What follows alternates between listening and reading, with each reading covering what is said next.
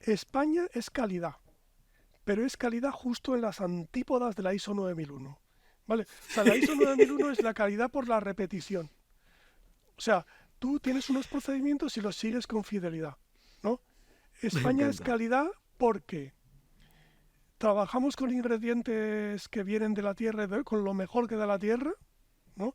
Con las mejores materias primas, y esas materias primas son manipuladas por una persona que se le da fatal seguir procedimientos, Es todo ¿vale? un logro O que esté sea, en tu mesa. porque tenemos una relación muy, Pero al mismo muy tiempo tiene una conexión con su producto que le llena completamente de orgullo la mierda que está haciendo en ese momento. exacto, exacto, porque los españoles, esto y las españolas, cuando hacemos cosas extraordinarias, trabajando la madera o trabajando el cuero o lo que sea, o haciendo CPS, ya que sé, tenemos, eh, tenemos una relación muy conflictiva con lo repetido, con el procedimiento, porque tenemos una relación muy conflictiva con la autoridad.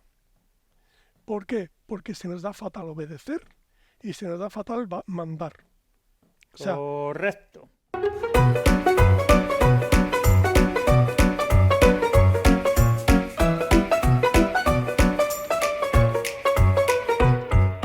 La Ingobernable, un podcast sobre marca España. César, ¿cómo de español te sientes hoy? pues yo, nivel Federica Montseny o María Zambrano. Va a ir ¿Cómo se, alineado, va a ir cómo alineado. se nota que aquí hay escuela de pago, anarquismo Del bueno. juvenil, todo a la vez, todo. Qué bien nos lo vamos a pasar. ¿Cómo presentarías a nuestro invitado, Javi? Bueno, pues César, todo lo que yo diga de él está completamente mediatizado por el hecho de que es amigo y lo admiro. Entonces, a partir de ahí, todo lo que digas será usado en mi contra. Pero no solamente es un excelentísimo profesional, sino que es una tremenda buena persona y la demostración de que se puede ser de 50 maneras en esta vida, pero lo que no se puede ser es gilipollas. Y mientras no cumplas ese tema, no va a haber ningún problema con nadie. Un titán intelectual, una persona articuladísima y la persona que más le jode que mis chorradas se peguen y las suyas no, siendo igual o más Sí. brillantes. Veros discutir es uno de esos placeres que está al alcance de poca gente, es decir, de la poca gente que hay en Twitter, pero sobre todo lo difícil es entenderos. Hay momentos en los que yo digo, bueno, pues esto ya para otra vida entenderé de qué cojones están hablando. Pero bueno.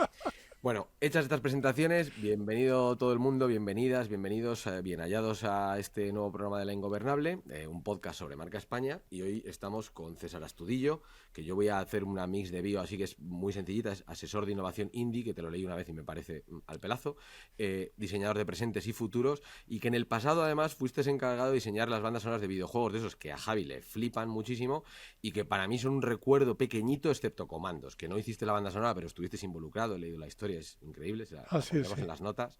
Eh, y la verdad es que con César queríamos hablar desde hace mucho tiempo, prácticamente desde que empezó el programa. Y ya de hecho en el episodio fundacional, en el episodio 0, había un tuit que yo rescataba porque llevamos mucho tiempo hablando de esto y que voy a volver a rescatar porque me parece interesante, que es en el que tú decías en 2023 que o nos ponemos con el urgente proyecto de urdir una nación española inclusiva y con valores declinables en clave intercultural, o nos quedamos con nuestra actual y crepuscular etnonación celtíbera, y entonces pagaremos el precio de su creciente desviación del paisaje real.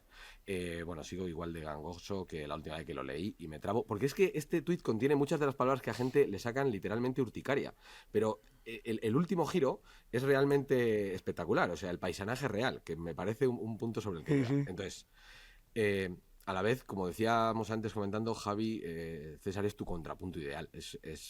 Las discusiones que tenéis Eso es. son espectaculares. Eso Entonces, es, eso es vamos a empezar. mi némesis en el planeta fresa. Es Pues vamos a empezar haciendo algo, una fe de ratas que pusimos en el programa anterior con Tony Segarra, porque yo le comentaba algo que había estado hablando con César previamente sobre este programa y que ahora César va a desarrollar, porque este programa lo va a presentar César, esto es suyo, eso nos ha es, mandado unos apuntes que si tú eso es, quieres, César, pondremos en las notas eso y es, dejaremos eso es. abiertos porque son espectaculares. Yo creía que Jaime Rodríguez de Santiago y David Bonilla eran el culmen Otro nivel, no, siempre hay un paso más, es increíble. la retención anal, pero César se ha ido 2 pueblos más allá. Con ese afán de superación que le caracteriza, nos hemos ido un poco más allá. Un poquito. Hombre, Literalmente ha hecho el programa y el es podcast. que la O sea, ingobernable lo merece, joder. oh, madre de Dios. No, es que la gente tiene que ver esto. Porque además lo has hecho en un día. Porque yo, como siempre, voy con el tiempo así de aquella manera y he enviado los bloques ayer. O sea, después de decirte que te los iba a enviar hace semanas. Sí, Pero porque estamos en el siglo XXI, que si no te lo hubiera enviado encuadernado en canutillo. No, si os Joder. dijera que están hechos a caballo entre el autobús y el tanatorio, Eh, y así Eso, puede momentos. empezar una novela perfectamente. O sea, ya está, dice que ya está hecho, tío. Mejor que Great Expectations ya es. O sea, No voy a fantástico. entrar ahí, o sea, pero brutal. O sea, A la altura de conversaciones que en la catedral, o sea, ese rollo. Miticidad pura. Bueno, pues simplemente vamos a empezar siguiendo tus apuntes, César, pero por algo que yo mencioné mal en el episodio con Tony Segarra, que era que tú decías que brand building es manipular símbolos y no cambiar realidades. Yo lo cité al revés. Y deberíamos, creo, empezar por ahí. Entonces, ni te hago la pregunta que tenía pensada la primera, sino que dale y cuéntame a partir de ahí. O claro, cuéntanos a claro, partir de eso ahí. hay que ponerlo en contexto porque si no, suena un poquitín antipático, ¿no? Suena como, en fin, como si fuera una descripción desdeñosa de lo que es hacer marca y todo lo contrario, es una llamada a la humildad, ¿no? Y una llamada a la conciencia de las propias limitaciones de la gente que hace marca, en general. Mira, hace unos días estuve en un evento en el que Máximo Gavete estaba hablando, el evento se titulaba Cómo hacer marcas con palabras y empezó por hablar de la palabra símbolo, que viene del griego símbolo, que es un chisme que los latinos lo llaman tesela hospitalis, y es como una especie de piedra que tiene dos mitades que encajan bien y que tú le das una de las dos mitades a la persona que deseas que vuelva por tu casa, que es bienvenida en tu casa. De modo que cuando ella regresa, puedes juntar las dos mitades. O sea que un símbolo consta de dos partes, el significado y el significante, ¿no? Entonces esa dualidad se da en las marcas, porque una marca son dos cosas, ¿vale? En primer lugar es la huella que tú dejas en otros con tu comportamiento, ¿no? Ujú. Es decir, cuando tú golpeas varias veces, te comportas de forma consistente, cuando se empieza a poder esperar cosas de ti, la gente empieza a pensar cosas de ti, ¿vale? Que son la huella de tu comportamiento. Bueno, la mezcla de tu comportamiento y la caprichosidad de los demás. Es decir, no tienes del todo control sobre ello, pero bueno.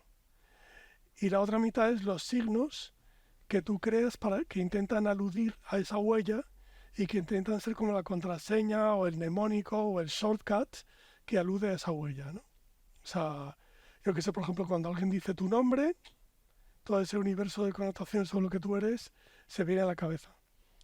Entonces ahí tienes un problemilla que es el del vínculo extraño y débil que se produce siempre entre significante y significado, ¿no? Entre la pipa de Magritte y el dibujo de la pipa, ¿no? De esto es una pipa. Mm. Y las agencias de marca, la gente que crea marcas, pues no se cansan de decir que lo que realmente tú tienes que modificar es la primera parte. O sea, tienes que modificar esa forma en la que tú te comportas de manera consistente y que deja huella en los demás. Eso es lo que de verdad tienes que cambiar. Lo otro, el logo, el nombre, el eslogan, el relato de ciudad, el relato de país, lo que sea, no es más que ese mnemónico que intenta ser la forma corta de referirte a tu comportamiento consistente.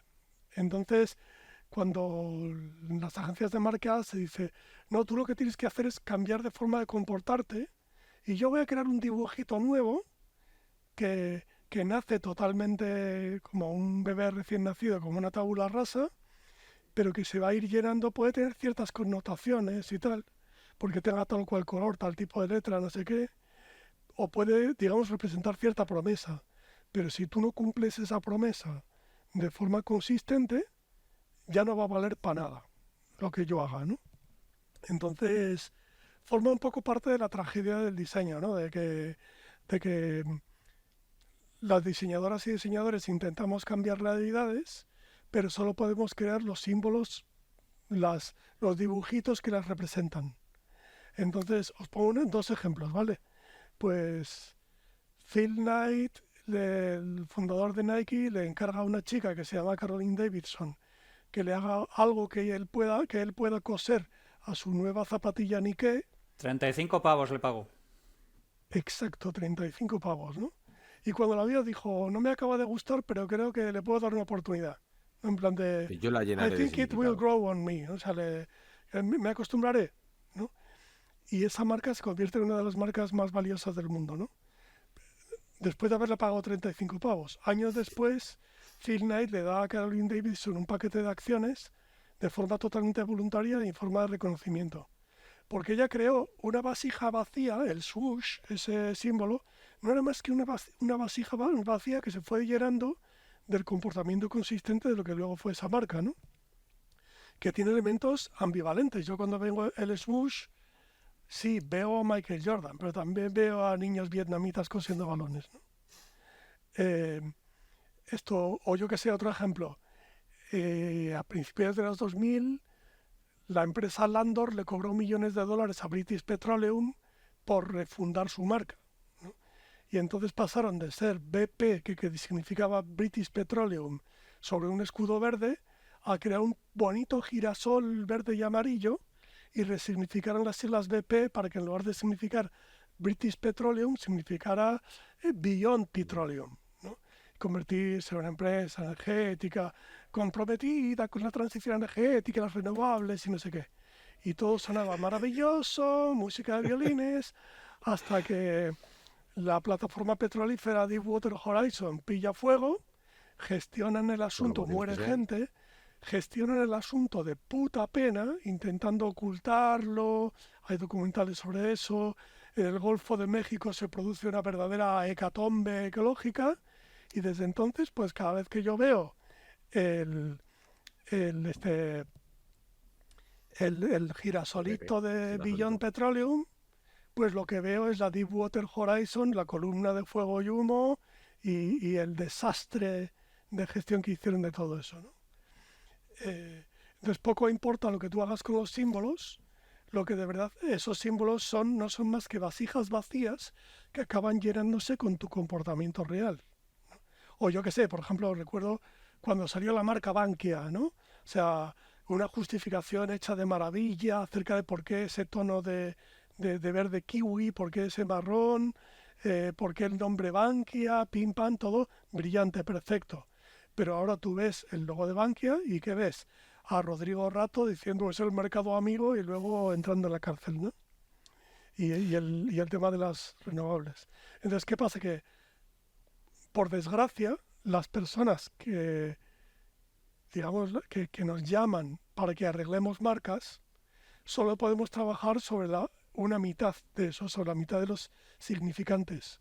No podemos hacer gran cosa por cambiar los significados.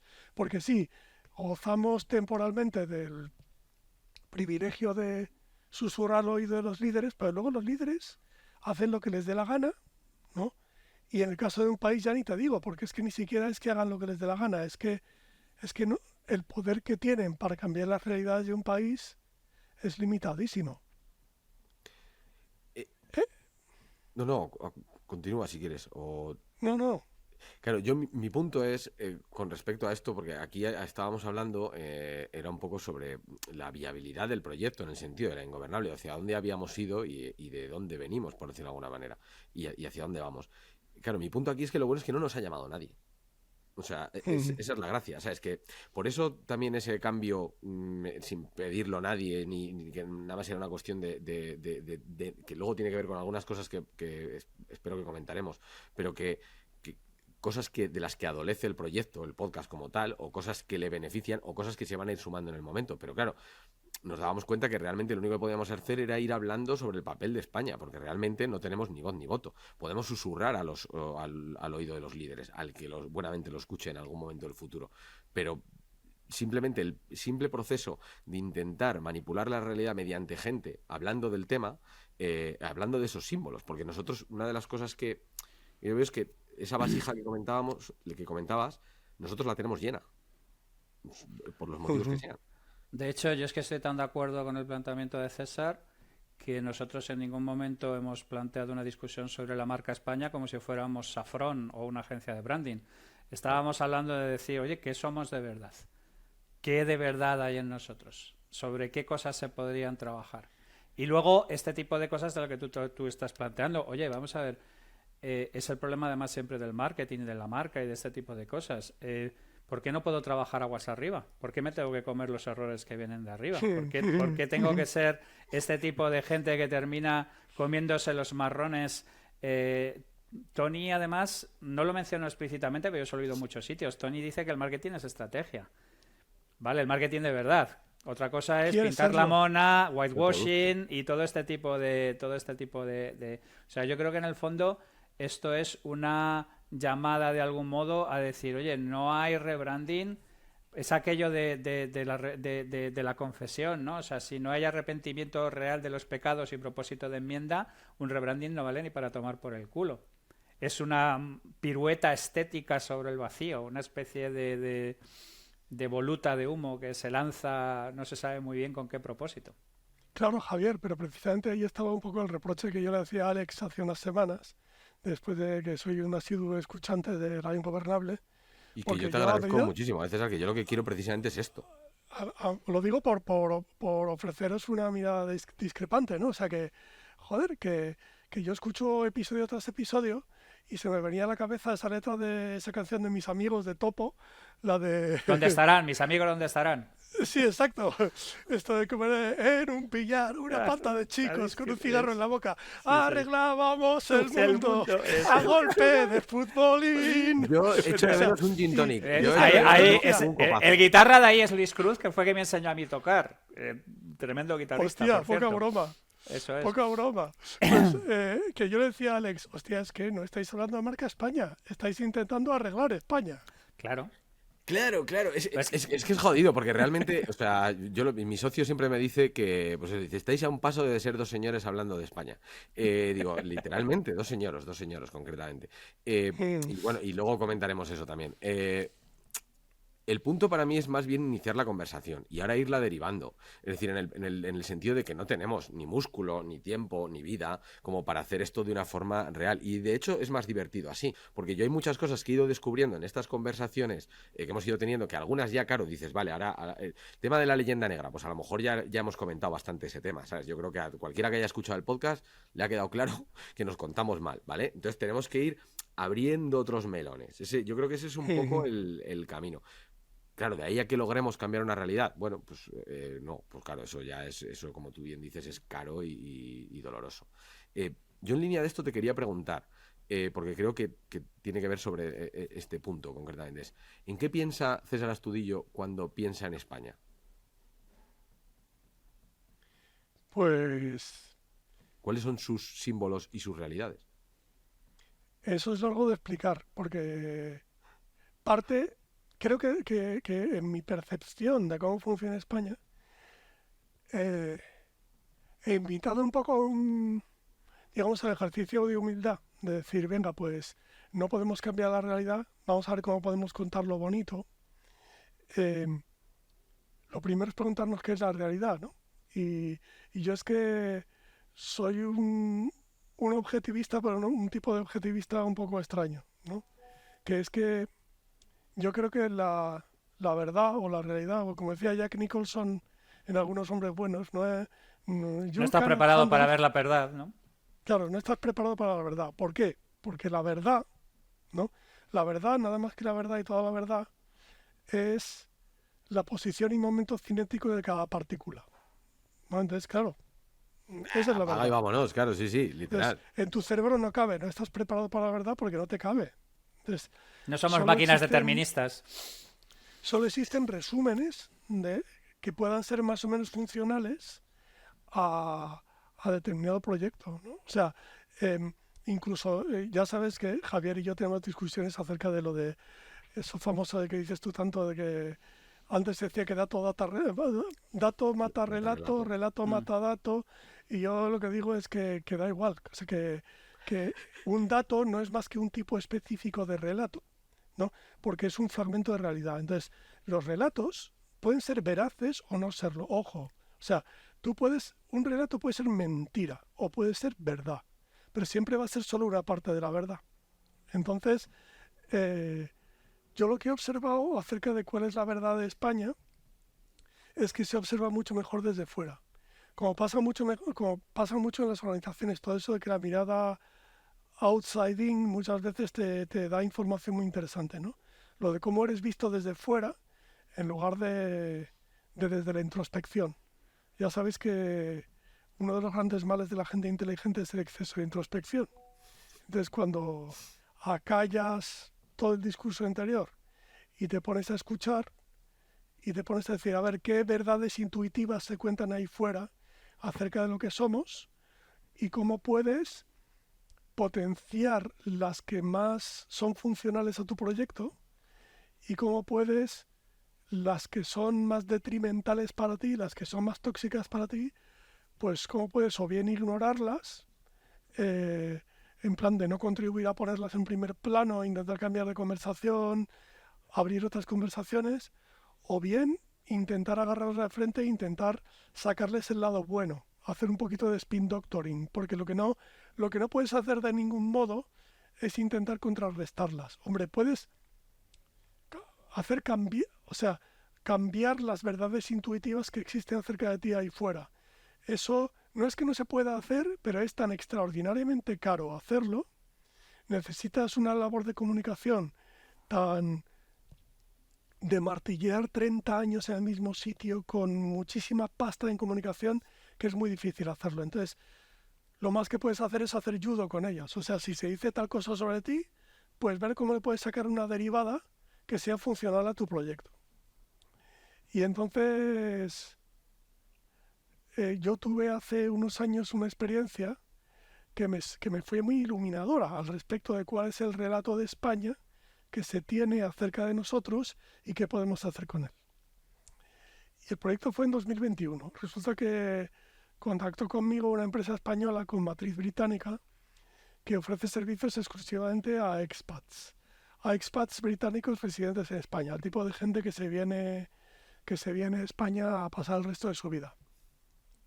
Y entonces a mí me parecía que podían hacer mucho mejor marketing y podían mejorar su producto mucho mejor si entendían mejor al expat británico. Así que les vendí un gran proyecto de etnografía que consistía en, una serie de técnicas etnográficas para entender mejor a ese tipo de británicos residentes en España que se llaman a sí mismos expats, que no aprenden castellano, que viven en esos guetos que hay en Costa Blanca, en Costa del Sol, en las islas y tal.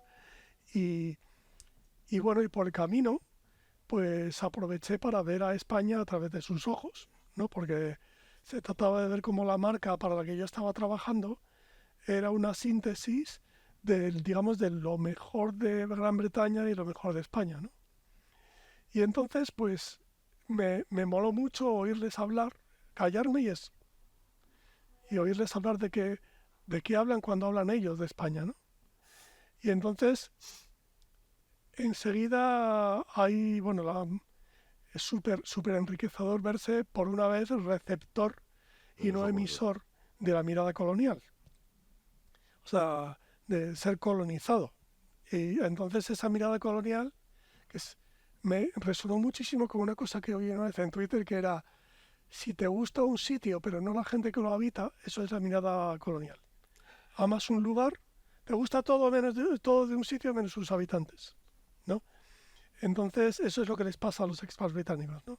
Que aman nuestro clima benéfico, nuestra gastronomía increíble, nuestra cultura, nuestra forma de vida, nuestra meteorología, les encanta todo, pero cuando se trata de hablar de cómo somos los españoles, dicen que somos poco dependibles, o sea, no es que seamos... Poco de fiar. No exactamente poco dignos de confianza, pero sí como que no cumplimos nuestros compromisos, eso les enerva, en plan de... Somos el tipo de gente que dice, bueno, luego mañana te llamo y luego no te llamo. No te llamo, ¿no? Es mentira. Ya sí eso. Esta semana te paso los bloques de los que hablar en La Ingobernable. Ya sí eso. Ya sí eso, ¿no?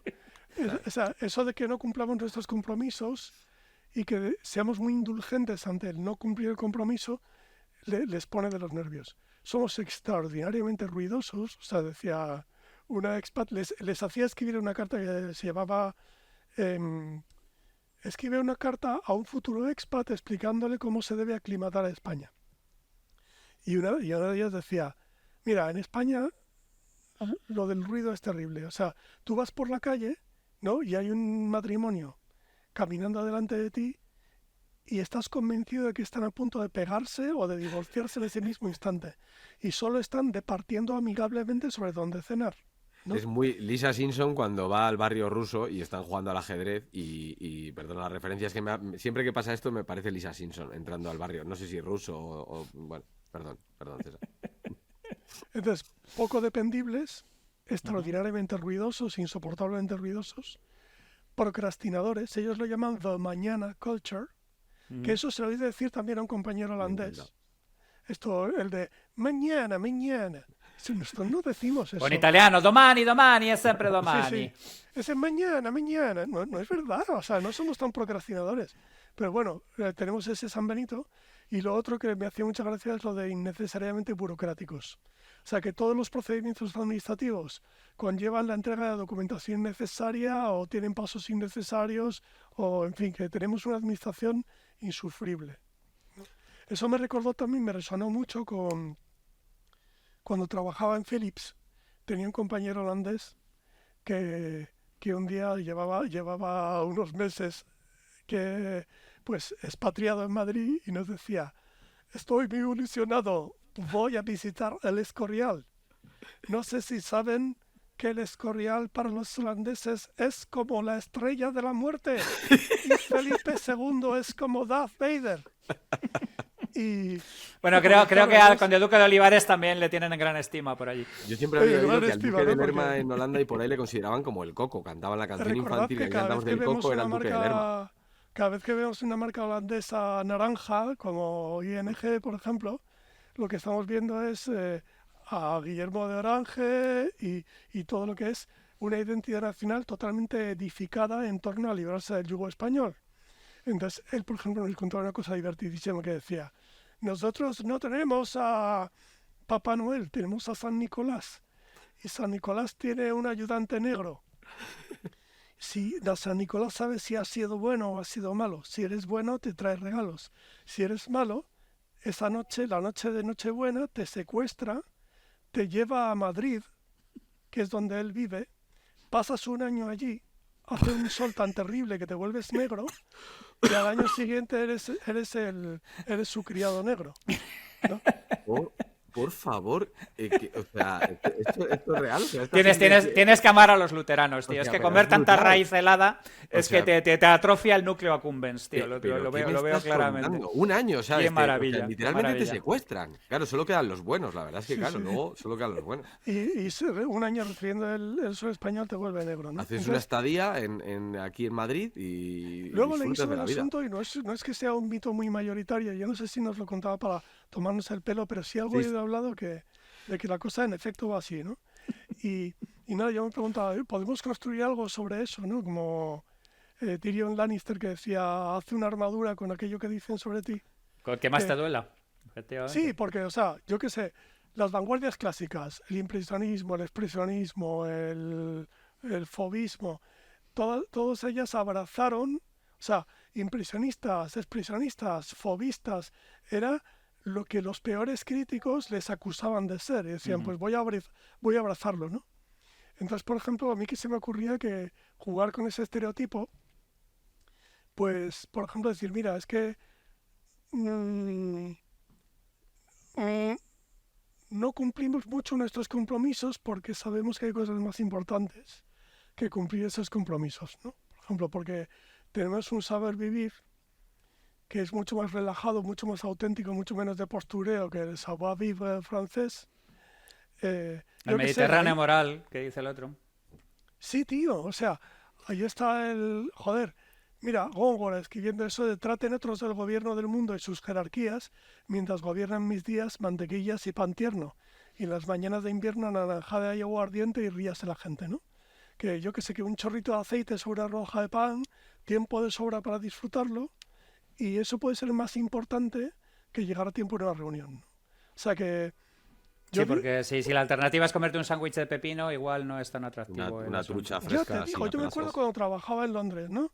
esto que decía, bueno, vamos a quedar a comer y tal. Y dice, oye, sacamos ahí nuestro sándwich, comemos ahí un momento en nuestra mesa. Y dice, tío, pero tío, ¿no vamos a charlar? Y, y yo creo que esa impuntualidad, por ejemplo, ¿no?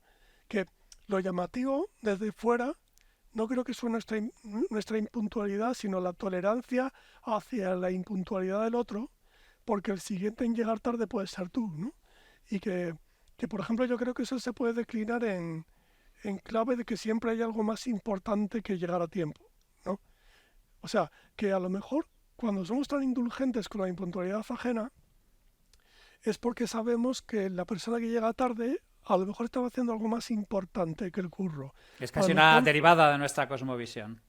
sí, en plan de que a lo mejor se alargó su conversación con su madre porque ella se puso a contarle una anécdota de cuando era pequeño Siempre algo y bonito, Dios te siempre libre de algo agradable. interrumpirla. Sí, Claro, o claro. simplemente que se te alargó el desayuno porque estabas disfrutando tanto de tu pan con aceite que apresurar terminar el desayuno te parecía literalmente inmoral en ese momento, ¿no? Molaría muchísimo, la verdad. Pues cosas de esas, ¿no? Y entonces nada, que a partir de ese mirarnos desde fuera, que a mí, yo que sé, que tengo como una especie de, como, como de metralla de cosas que se me ocurren cuando pienso en Marca España, sobre todo en plan de, vamos a dejar de pensar en cómo arreglar España, aunque hablemos de eso un poquito al final, y pensemos un poquito de qué signos o qué símbolos podemos disparar que resuenan con las verdades intuitivas que existen acerca de nosotros ahí fuera, o que nosotros mismos nos creemos aquí dentro. O sea, la verdad en toda su totalidad es inasible, porque además España es un país y es diverso. Entonces, cualquier cosa, cualquier definición que intentemos hacer puede que sea un trampolín que Sí, permita saltar a unos, pero va a ser una jaula para los demás. eso es. Eso, nos comentaba Tony Segarra eso, que él se veía incapaz de hacer un tema de marca España porque éramos miles de realidades, ¿no? Un Diversos que poco una marca país. Claro, un claro. rollo Walt Whitman de contener multitudes. Pero fíjate, yo hay una cosa sobre la que estamos discutiendo que parece que estamos admitiendo que nuestra labor es fundamentalmente sentarnos con el callado sobre la barbilla, sobre una roca, en términos observativos. A ver, yo trabajo en CPS, CPS es una acción, y, o sea, no solamente es una mirada, sino que es una acción, pero lo que creo que estamos trabajando fundamentalmente es sobre el sense making, porque hay muchísimas cosas que a nosotros no nos hacen sentido sobre cómo es España, y para hacer sense making tienes que traer a un montón de shareholders, tienes que oír su punto de vista y luego tienes que componer algo que de alguna manera sea armónico entre todas las diferentes visiones, que son muchas de ellas incluso contradictorias, ¿vale? Contradictorias, en efecto. Yo creo que traer un montón de gente y hablar un montón de gente no previene la acción. Es sencillamente que el proceso de sense-making se hace a través de un montón de gente que ve el mundo de una manera muy específica. Y efectivamente, el asunto es... va a haber visiones que incluso son contradictio in terminis, que tú dices, en ese proceso que tú estás hablando de no podemos aprehender la realidad, porque es que es alucinante que tengas este tipo de visiones, pero yo creo que muchas veces no empatizamos, muchas veces no nos ponemos a pensar en la mirada del otro. Yo creo que pensar en la mirada del otro es algo que para lo necesario que es lo practicamos poco, y en general nosotros como que no nos interesa mucho saber qué es lo que opinan de nosotros. O sea, a mí me parece fascinante que tú hubieras planteado esto como algo como tan rompedor, en el sentido de, oye, esta información no la tenían disponible, no sabían cómo se hacía este tema. Es tan poco interesante los aspectos antropológicos y etnológicos a la hora de analizar temas de marca que no se producen. ¿Tú qué sensación tienes sobre...? Porque yo tengo una sensación como que no hay interés real en empatizar con la posición del otro a la hora de cómo entiende esa persona España, sino que sencillamente tiene un San Benito, como tú has mencionado antes, este es un normal, este es un abrazaárboles, este odia a España, este es un puto facha descerebrado que lo que quiere es que vuelvan las cruzadas. ¿No tienes esa sensación de que en realidad hay como una especie de ausencia real de empatía sobre la percepción del otro con respecto a España? Si te refieres un poco a eso de que una de las dos Españas ha de leerte el corazón, pues desde luego, o sea que... Muy machadiano eso, sí. Sí, en plan de que, joder, no existe, solo podemos tirar para adelante desde el diálogo, ¿vale? Y, y el diálogo no puede ni empezar si no se construye un poco de terreno común primero, ¿no? En plan de que, o sea, de que esto es el ABC de gestionar la diversidad, ¿eh? O sea, es en plan de, podemos ser aparentemente irreconciliables, pero por mucho que lo seamos, por mucho que pensemos cosas terribles el uno del otro, tenemos que esforzarnos en encontrar un poquitín de terreno común, por pequeño que sea, algo en lo que estemos de acuerdo. Y sobre eso vamos a ver qué elegimos. No hace falta que estemos de acuerdo en todo, ¿no? Pero lo que sí que hace falta es que tengamos un terreno común, por precaria que sea, bueno, un pequeño proyecto común, eh, por precaria que sea esa asociación, una asociación temporal entre gente distinta que está de acuerdo en que de A ser forma posible, por favor, condicional, que no sea vía buscarnos un enemigo común, que es lo que normalmente termina este eso, tipo de situaciones. porque no tiene por qué ser, o sea, ¿por qué solo somos capaces de hacerlo cuando estamos en peligro mortal, en peligro de destrucción? ¿No? Porque no puede ser para construir algo. Y bueno, yo sí creo que es un proyecto precioso. Yo creo que, de hecho, en el primero y el segundo programa nos escribió una persona que espero que nos siga escuchando, Pablo Domínguez, que en Twitter, bueno, me escribió por Twitter, y de hecho nos decía eso, que estaría muy bien que hiciéramos una visión de expats, un programa, una tertulia con expats para ver cómo ellos nos ven, o sea, los españoles en el extranjero, por decirlo de alguna manera. Porque claro, en este caso al final estamos viendo los tópicos en muchos casos, de gente que al vivir aquí, pero ser de otro país, vive como una especie de gueto. Y al final hay como digamos, ¿cómo decirlo? Esto que comentabas tú de que España se desvía de su paisanaje real. Creo que ellos tienen una idea de España hasta cierto punto que es real, porque como casi todo estereotipo está basado en algo de realidad, pero a la vez que ya no es tan real, porque nos hemos desviado de esa España un poco más que llega tarde, esa España relajada. Yo creo que ahora no sé si no ves tanto eso por la calle o en las ciudades, no notas esa España. Yo creo que eso se ha perdido, que sigue pasando en otros países, que creo que, por ejemplo, pues Portugal puede todavía representar un poco más eso, pero que nosotros como que hay más desviación entre lo que es la realidad del país y su imagen en el imaginario colectivo, su símbolo. Es posible. Eso nos lleva un poco, porque yo hablo un poquito de eso del saber vivir español, que es, digamos, del cual nuestra impuntualidad puede ser un efecto secundario. eh, no es más que una forma de intentar encontrarle el spin, el lado Sí. positivo a algo negativo que se dice acerca de nosotros. Pero también hay cosas positivas y en concreto, una de las que más me llama la atención es de lo que somos capaces cuando nos esforzamos, que creo que es una cosa que es políticamente transversal, ¿no? Y si me permitís un momentito, me gustaría tirar desde la cintura algunas impresiones muy emocionales sobre eso y luego intentar como sistematizarlo. Vale. Veréis, o sea, una constante que observé en mis investigaciones con expatriados es el enamoramiento con España. O sea, el spot del que hablabais con Tony Secarra, con Peter Dinklage sobre el Andalusian Crash, es muy real. O sea, el extranjero, en el momento en que visita España, algo le da un vuelco al corazón. O sea, algo hace crack. Vuelven a su país y ya no son los mismos. España se ha quedado a vivir sin pagar alquiler en un rinconcito de su mente, hasta que un acontecimiento desencadenante años después, que puede ser un divorcio, la viudez, la jubilación, un despido, pues les conduce a llevar a cabo esos planes con los que han estado fantaseando, incubando durante años, de mudarse a ese país que les enamoró, ¿no? James Sí, Addiction tiene una canción que es Jane Says, que habla precisamente eso, de los sueños de un yonki es irse a vivir con sus padres a España. O sea, hay un montón de mística, pero como ir a Sanadú o como ir a Shangri-La, ¿sabes? Ese tipo de cosas es súper curioso. Los anglos lo tienen mucho. claro. Entonces, una cosa que yo discutí acerca de la marca Made in Spain con José Luis Antúnez Arturo. era que eso es potentísimo y lo podemos apalancar. Ya el spot este de Andalusian Crash lo explotó de una forma, no os hacéis ni idea de lo verdad que eso suena en el extranjero. O sea, desde aquí nos puede parecer un poco exagerado, pero es realidad, No, vamos, sí. ¿no? Em, Y se me ocurría que todo objeto hecho en España, o sea, para llevar eso al Made in Spain, podríamos pensar que todo objeto en España es un memento de ese momento de enamoramiento. O sea que si una vez que visitas España te enamoras y España se queda en tu cabeza sin pagar alquiler, el, el- cualquier objeto hecho en España puede ser un fetiche de eso. Algo especialmente lo que está en Un objeto contacto con la piel. transicional, que decía el otro. Sí, una especie de portal a España, ¿no?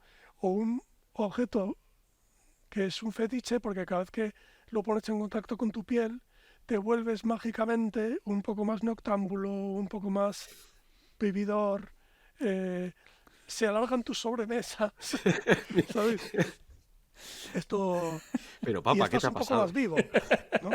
Entonces, em, la, a mí hay una cosa súper emocional. Mira, una de las miradas sobre España más emocionales y más emocionantes que he presenciado nunca ha sido en 2011, si no recuerdo mal, le conceden el premio Princesa de Asturias a Leonard Cohen. Ujú. Y bueno, cualquiera tiene que escuchar íntegro este discurso porque es uno de los relatos acerca de España más mejor hilados. Es un relato prieto como los tornillos de un submarino. No le falta nada ni le sobra nada, es una maravilla, ¿no? Me gustaría leer un par de cositas de fragmentos de ese relato. Uno dice, uno tiene mucho que ver con la creación. Leonard Cohen está siendo un español de adopción ahí, ¿no? Cuando dice, la poesía viene de un lugar que nadie controla, que nadie conquista. Así que me siento un poco como un charlatán al aceptar un premio por una actividad que yo no controlo. Es decir, si supiera de dónde vienen las buenas canciones, me iría allí más a menudo. Eso, eso es mi español, ¿eh? Y luego dice, y habla del objeto español, del objeto creado, del Made in Spain. Dice, mientras hacía el equipaje para venir para acá, cogí mi guitarra. Tengo una guitarra Conde que está hecha en el Gran Taller de la calle Gravina 7 en España.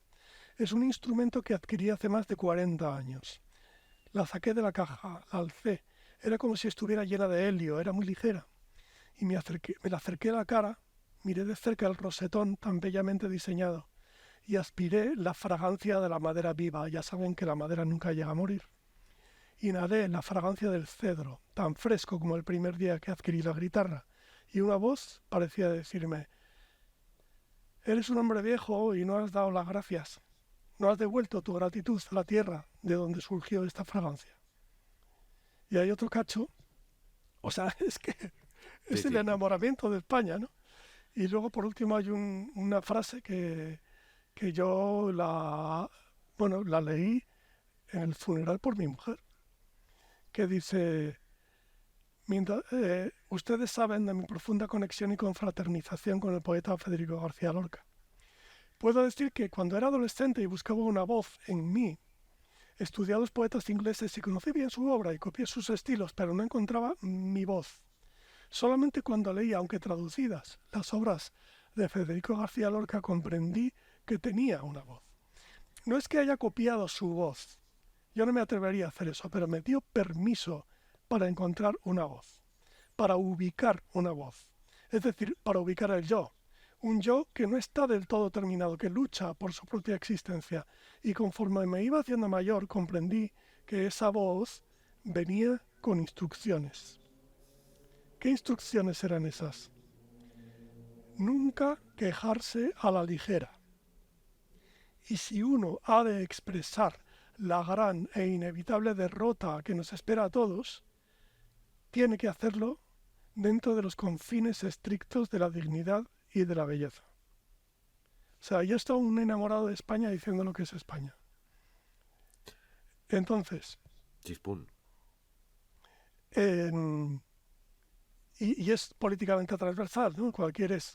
No hace Se falta. identifica con Puede ello. ser nacional, puede ser republicano, te vas a sentir identificado con eso, ¿no? Y ya desde un punto de vista más racional, ¿qué podemos construir con eso, no?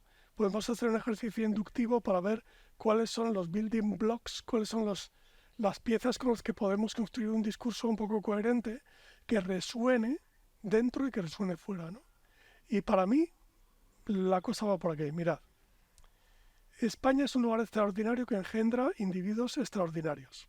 O sea, España produce individuos que cuando son la mejor versión de sí mismos son gente hecha para lo extraordinario. O sea, vamos a llamarlo la española extraordinaria, el español extraordinario. Talento en crudo, que dice Javi. Exacto. Para entender a España hay que entender al individuo extraordinario, a la española extraordinaria y al español extraordinario.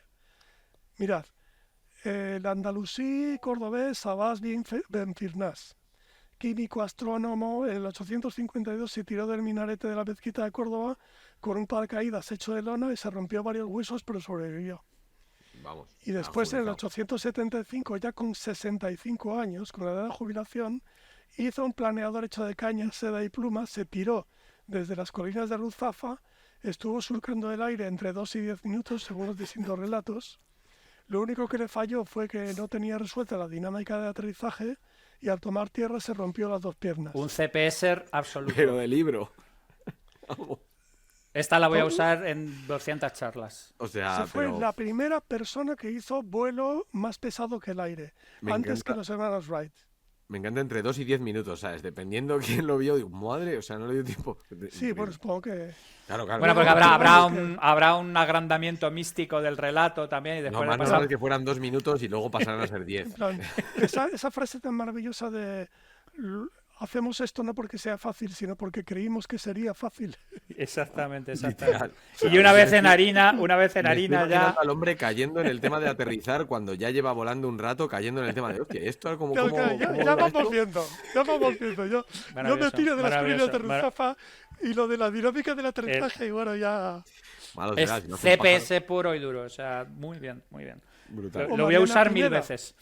Sí, Mariana Pineda se pone el cuerpo para defender a la Pepa, la Constitución del 1812 frente a Alfonso XIII, frente al otro. Y bordó la bandera Ley, Libertad, Igualdad, le dieron garrote en 1861 por negarse a delatar a sus compañeros de conspiración liberal. Sí, señor. Luego Federica Montseny, anarquista durante su época. Fue lo suficientemente mayor para ir a un programa de La Clave donde dio una auténtica exhibición de saber estar. Mira, me voy a escuchar ese programa. Échale un vistazo porque es espectacular. Ella ya con más años que la tarara, allí en medio de un plató de televisión espectacular. Pues mira, primera ministra de España. Entre el 36 y el 37 creó centros de atención para prostitutas, hogares infantiles, casas de reposo para excombatientes. Incluso se hizo un Alberto Ruiz Gallardón, pero al revés. O sea, un Gallardón inverso se hizo. Sí, exacto. Un Gallardón inverso suena a cosa... hay que ponerle nombre. Anatómicamente compleja, ¿no? O sea... Increíble. Sí, Gallardón más bien inverso ejecutado. Increíble. Sí, Gallardón impulsó una ley para hacer un retroceso a una ley de supuestos, de una ley de plazas a una ley de supuestos en el aborto. Y lo que pasa es que en el último momento su propio gobierno le traicionó y le dejó delante de las ruedas del autobús y aquello no prosperó. A ella le pasó exactamente al revés. La pobre impulsó una ley del aborto, la primera que pudimos tener en España, pero la acabaron echando para atrás el resto de miembros de su propio gobierno, ¿no? Sí, un Gallardón inverso, como se diría ahora. Y luego, por último, en plan de españoles extraordinarios, tengo aquí... Javier, esto te va a encantar, tío. Sabes que... Perdona. Ese libro me lo conozco viñeta a viñeta. Claro, entonces, porque yo ya... La anécdota de cómo vienen las extranjeras, se emborracha con la otra, terminan en una manifestación. Bueno, eso es canela en rama. Total, que estamos hablando de que verás, que Javier y yo, una de las cosas que tenemos en común y la que nos hizo hermanarnos instantáneamente fue que los dos hemos tenido a Carlos Jiménez, el dibujante de historietas, en nuestra educación sentimental. O sea, todos hemos leído Paracuellos, Los Profesionales. Correcto. Nuestra educación sentimental, moral y casi, si me apuras,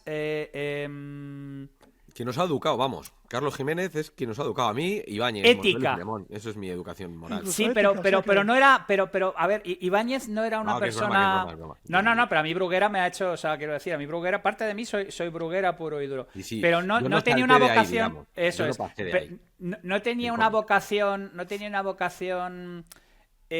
moral. Pero claro, tú cuando lees a Carlos Jiménez a partir de OM y tienes 13, 14 o 15 años, o eres de corcho o te reubica por completo mil cosas. Claro, leyendo España 1, España Grande, España Libre, por ejemplo, ¿no? Con Y- IVA los guiones, por cierto, la mayor parte de la gente no lo sabe. Increíble. Iba. Bueno, no lo sabía yo. Y bueno, hablando de eso, o sea, hubo una plataforma de gente numerosísima para darle varios años, para darle el premio Princesa de Asturias a Francisco Ibáñez, ¿no? Nos quedamos sin la oportunidad de hacerlo porque Francisco Ibáñez falleció antes de poder hacerlo, ¿no? Peor para España, más lo que perdimos nosotros que lo que perdió él, ¿no? Vaya. No cometamos ese error con Carlos Jiménez y démosle un Princesa de Asturias antes de que se nos vaya. Ahí está mi voto. Sin problema ninguno. Bueno, total, En lo que que cuenta el la ingobernable lo ínclito tiene. Carlos Jiménez, eh, u- em, pues ambienta Rambla Arriba, Rambla Abajo en el 64, durante los 25 años de paz. Y Francisco Bahamontes acaba de ganar el Tour de Francia. Y está la gente en la Rambla súper ilusionada hablando de eso, ¿no? Y dicen, ¿con qué un ciclista ha acabado? Pues ahí lo tienes. ¿Sabes cómo llaman los periodistas franceses a Bahamontes? Bamontañes. ¿Sabéis cuántas veces son el himno español después del Tour? Tres veces. Sí, como dice un periodista inglés, Para las para cosas las extrañas cosas y raras difíciles, ustedes los españoles son Son únicos. los únicos. Brutal, por favor, que alguien le haga llegar esto a Carlos Jiménez porque es una demostración, o sea, uno leyéndolo, el otro recordándolo. O sea, yo ya, vamos, apague, vámonos. Entonces, claro, o sea, lo extraordinario nos pertenece. O sea, es nuestro territorio, lo extraordinario. Yo antes... La perdona, Javi, épica, la épica. Yo pensaba antes, cuando... lo imposible. Preparando Sí. así un poco el programa hago como un pequeño off topic aquí, pero a lo mejor somos muy jóvenes como país y hemos hecho demasiadas cosas en muy poco tiempo. Porque siempre hablamos de lo contrario, de que nos cuentan mal, incluso de que países más jóvenes, o hablamos de Estados Unidos, no tienen historia tal cual, pero realmente nosotros como país unificado más o menos estamos en la linde de un poco más, ¿vale? Pero a lo mejor somos muy jóvenes y hemos hecho muchas cosas y por eso tenemos esa sensación de que estamos para lo extraordinario y simplemente es una curva en la que, bueno, somos gente normal. No quiero desmitificar, Pero es que siempre lo jugamos- extraordinario, por su propia naturaleza, lo extraordinario no ocurre siempre. No, claro. En Entonces, efecto, los o sea, luteranos ocupan el centro de la campana de Gauss y la mayor parte de las ocasiones se concentran ahí. Mira, no lo podría describir mejor. O sea, veréis, España es calidad, pero es calidad justo en las antípodas de la ISO 9001. ¿Vale? O sea, la ISO 9001 es la calidad por la repetición. O sea, tú tienes unos procedimientos y los sigues con fidelidad, ¿no? España es encanta. calidad porque trabajamos con ingredientes que vienen de la tierra, con lo mejor que da la tierra, ¿no? Con las mejores materias primas, y esas materias primas son manipuladas por una persona que se le da fatal seguir procedimientos. Es todo ¿Vale? un logro O que sea, esté en tu mesa. porque tenemos una relación muy... Pero al mismo Muy co- tiempo tiene una conexión con su producto que le llena completamente de orgullo la mierda que está haciendo en ese momento. Exacto, porque los españoles, y las españolas, cuando hacemos cosas extraordinarias, trabajando la madera o trabajando el cuero o lo que sea, o haciendo CPS, yo qué sé, tenemos, tenemos una relación muy conflictiva con lo repetido, con el procedimiento, porque tenemos una relación muy conflictiva con la autoridad. ¿Por qué? Porque se nos da fatal obedecer y se nos da fatal mandar. O sea, Correcto. somos, por lo general, España es el mayor productor español, el mayor productor mundial de aceite de oliva y mandos intermedios de mierda. Por favor. Espera, un momento, paren rotativas, esto va a primera plana, 5 columnas. 5 columnas. No, o sea, este es el punchline, o sea, no te lo esperas. Se nos da fatal obedecer y se nos da fatal mandar y se nos da fatal el procedimiento. Entonces, hacemos cosas extraordinarias porque trabajamos con pundonor. Porque cuando trabajamos bien, ¿no? Lo hacemos por sentido del deber, por un sentido del deber que viene de dentro y no está impuesto desde fuera, por lealtad y por pundonor, porque nos estimamos a nosotros mismos. Nada más lejos de la ISO 9001. Eso no se puede provocar, ¿no? Eso sí, a ver, de tarde en tarde, o sea, producimos individuos extraordinarios, ¿no? A los que les cuesta sobrevivir a las pedradas de los mediocres, porque también, o sea, cuando nos unimos, cuando en hordas mediocres nos dedicamos a tirar pedradas al que destaca, que es, eso ya lo habéis hablado en otras, y que así generamos, digamos, una barrera darwiniana, el que escapa de eso es alguien extraordinario. La hormesis extraordinaria, tío, la hormesis hispana. El que ha luego, sido capaz de salir de ese campo gravitatorio puede escapar de un agujero negro. Pero cuando hacemos cosas excelentes las hacemos por lo que Heidegger llamaba el Dasein. O sea, sí, señor. El querer ser. El desaparece tu ego, desaparece tu cognición, solo eres tú, tus manos, la tarea entre manos, las especificidades desaparece el procedimiento, solo eres tú que te disuelves en la tarea entre manos, ¿no? Y que trabajas con pundón y estás siendo en el momento que trabajas, ¿no? Porque estás siendo tú más que nunca al trabajar, ¿no? Y eso se hace muy mal siguiendo un procedimiento. Mira, a propósito de eso, en eso nos parecemos a los rusos. Oí en la radio una vez a Pedro Duque que decía, mira, yo he volado en el Space Shuttle y he volado en la Soyuz. El Space Shuttle es el objeto más complejo creado por el ser humano jamás, ¿no? Y hay un manual de procedimiento así, en el que está listado todo lo que puede ir mal. Cuando algo va mal, abres, miras por dónde y ahí está lo que tienes que hacer, ¿no? La Soyuz es más sencilla que el mecanismo de un chupete. Cada Soyuz va siendo mejor porque va siendo más sencilla que las anteriores, y el comandante de una Soyuz se la conoce como si la hubiera construido con sus propias manos. Y cuando algo va mal, desde control de tierra se callan y le dejan hacer. Y él decía, me siento más seguro que en una Soyuz que en un Space Shuttle. Entonces, esto... Hostia, paren rotativas otra vez. Saquen una segunda portada con esta movida. Total, que ¿a dónde íbamos? Que ¿estamos condenados a trabajar solo en individualidades brillantes? No. Contadísimas veces, si nos pones a alguien respetado, a alguien que respetemos, ¿no? Eso es. Y ese alguien que respetemos nos trata como iguales, ¿no? Yo qué sé, dame los tercios viejos al mando del Duque de Alba, la mayoría española al mando de Juan de Austria, las jugadoras de la selección española de fútbol bajo el capitaneo rotativo de Esther González, Irene Guerrero e Iván Andrés. Entonces ya, o sea, bueno, en fin, si unas cuantas españoles hazte merecedor de mi respeto y te seguiré al puto infierno. Pero gánatelo. Y entonces juntos y juntas haremos cosas que harán historia.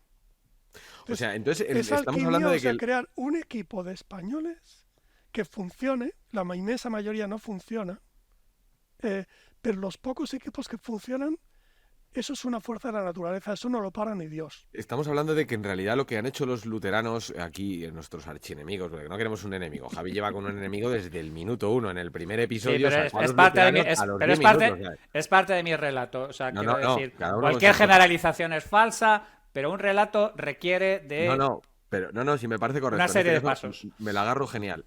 O sea, en realidad los luteranos han copiado nuestro relato para todas sus putas películas de acción.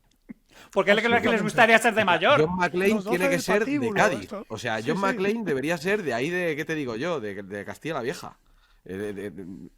Pero si es que lo que hemos hablado siempre, si es que hubieran tenido a Hernán Pérez del Pulgar, hubiera hecho 6 temporadas. Hablabais, por ejemplo, o sea, fijaos qué bonito, me hablabais antes de Commandos Behind Enemy Lines.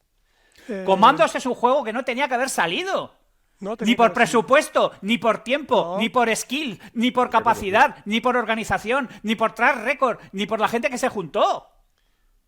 Es gente rindiendo al 140%. Sistemáticamente, durante sopotoscientos meses.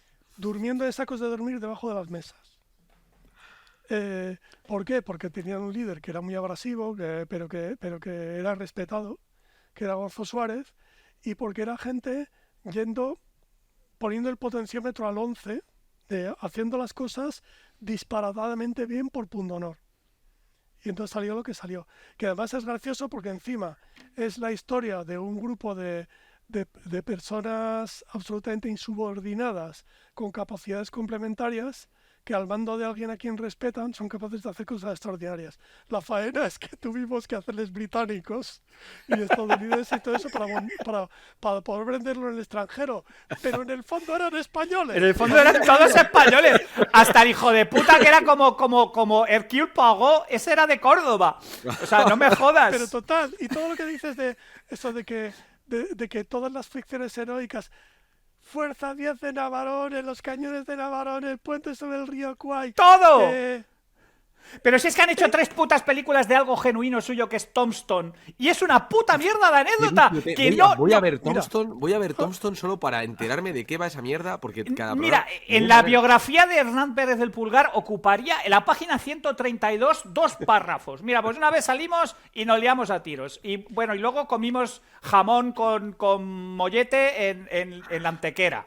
O sea, así.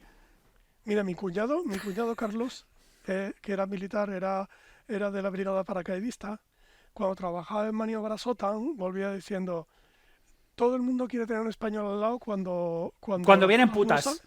Cuando las cosas no salen como uno se espera. En plan, abres la funda de la tienda y ya está rota. Y todo el mundo dice, ¿qué hay que hacer? Hay que llamar a intendencia para que nos la cambien, hay que no sé qué. Y el español saca la cinta americana y dice, a tomar por el culo, la remendamos, pim, pim, pam, pam, pam, ¿sabes? Esto... Yo te quería, dentro de esta parte de... Porque el relato, digamos, del individualismo español, siempre lo hemos dicho, ¿no? Pues la típica, ganamos en deportes individuales, ¿no? Es un clásico. Rafa Nadal, Fernando Alonso, como gente sola con lo que tú dices, en su prime. Y muchas veces te he oído hablar, que es una cosa que me gusta bastante de algunos de los discursos, de los tweets que comentas, de los afectos. Y creo que ese también es un campo que quizá en España, que tenemos en el primer programa o en el segundo, lo mencionaba, no sé, creo que Luis Mibarral, que hablaba del bien vivir y también de la red de soporte. Y incluso Javier llevaba a decir, vamos hacia que se rompa la red de soporte. Pero es verdad que en España sigue teniendo mucho peso la red de soporte. Y uno de los propósitos, o al fin y al cabo del proyecto, que cuando hablamos de marca siempre pensamos hacia esos elementos, símbolos externos, pero a mí me interesa mucho la parte interna. Entonces, ¿crees que también podemos resignificarnos por ahí, que podemos apropiarnos de ese símbolo de los afectos, del cuidado, de las redes de soporte, de espacios más allá de esos guetos en el que la gente, por lo que tú decías, no llega a la hora pues porque estaba hablando con su primo que tiene una movida muy gorda y tenía que hablar con él, porque sí? Bueno, ahora es un melón tremendo, porque es que no se puede abrir ese melón sin abrir el melón del género. Entonces, ¿qué pasa? Que, a ver, hay un libro maravilloso que yo les recomiendo a todo el mundo que es Feminismo para principiantes, de Nuria Varela, ¿vale? Y Nuria Varela dice que, bueno, no recuerdo qué autora habla de que hay dos marcos éticos tradicionalmente enfrentados, uno tradicionalmente masculino y otro tradicionalmente femenino. El tradicionalmente masculino es el de la ética de la justicia, que digamos que pretende, o sea, que se ejerce mediante la restricción de la acción, la lista de cosas que no se pueden hacer, y que cuando alguien vulnera los límites intenta restaurar, desfacer entuertos. La justicia se encarga de que cuando alguien vulnera los límites restaure el daño producido, ¿vale? Y luego hay otra ética que es tradicionalmente femenina, que es la ética de los cuidados. Y la ética de los cuidados, en lugar de hacerse real en la limitación de la acción, se hace real en la acción. Es decir, la ética de los cuidados es la de la persona que no se puede quedar quieta mientras alguien delante sufre. Y entonces da un paso adelante e no intenta arreglar las cosas en general, no intenta arreglar las causas, ni hablar de las causas primeras, ni de ver quién ha hecho, sino que repara, intenta cuidar, ¿no? Entonces hay las tragedias griegas de los hombres luchando por lo que es, por la verdad, la justicia y no sé qué, y las mujeres pues cosiendo a los heridos y enterrando los Bueno, y muertos. las comedias como Lisístrata. Uh-huh. Entonces ahí, claro, si queremos montar una marca en torno a los cuidados, sería muy hipócrita no hacerlo desde la reconciliación entre lo masculino y lo femenino. Te da O sea la risa al que, mencionarlo, la reconciliación entre lo masculino.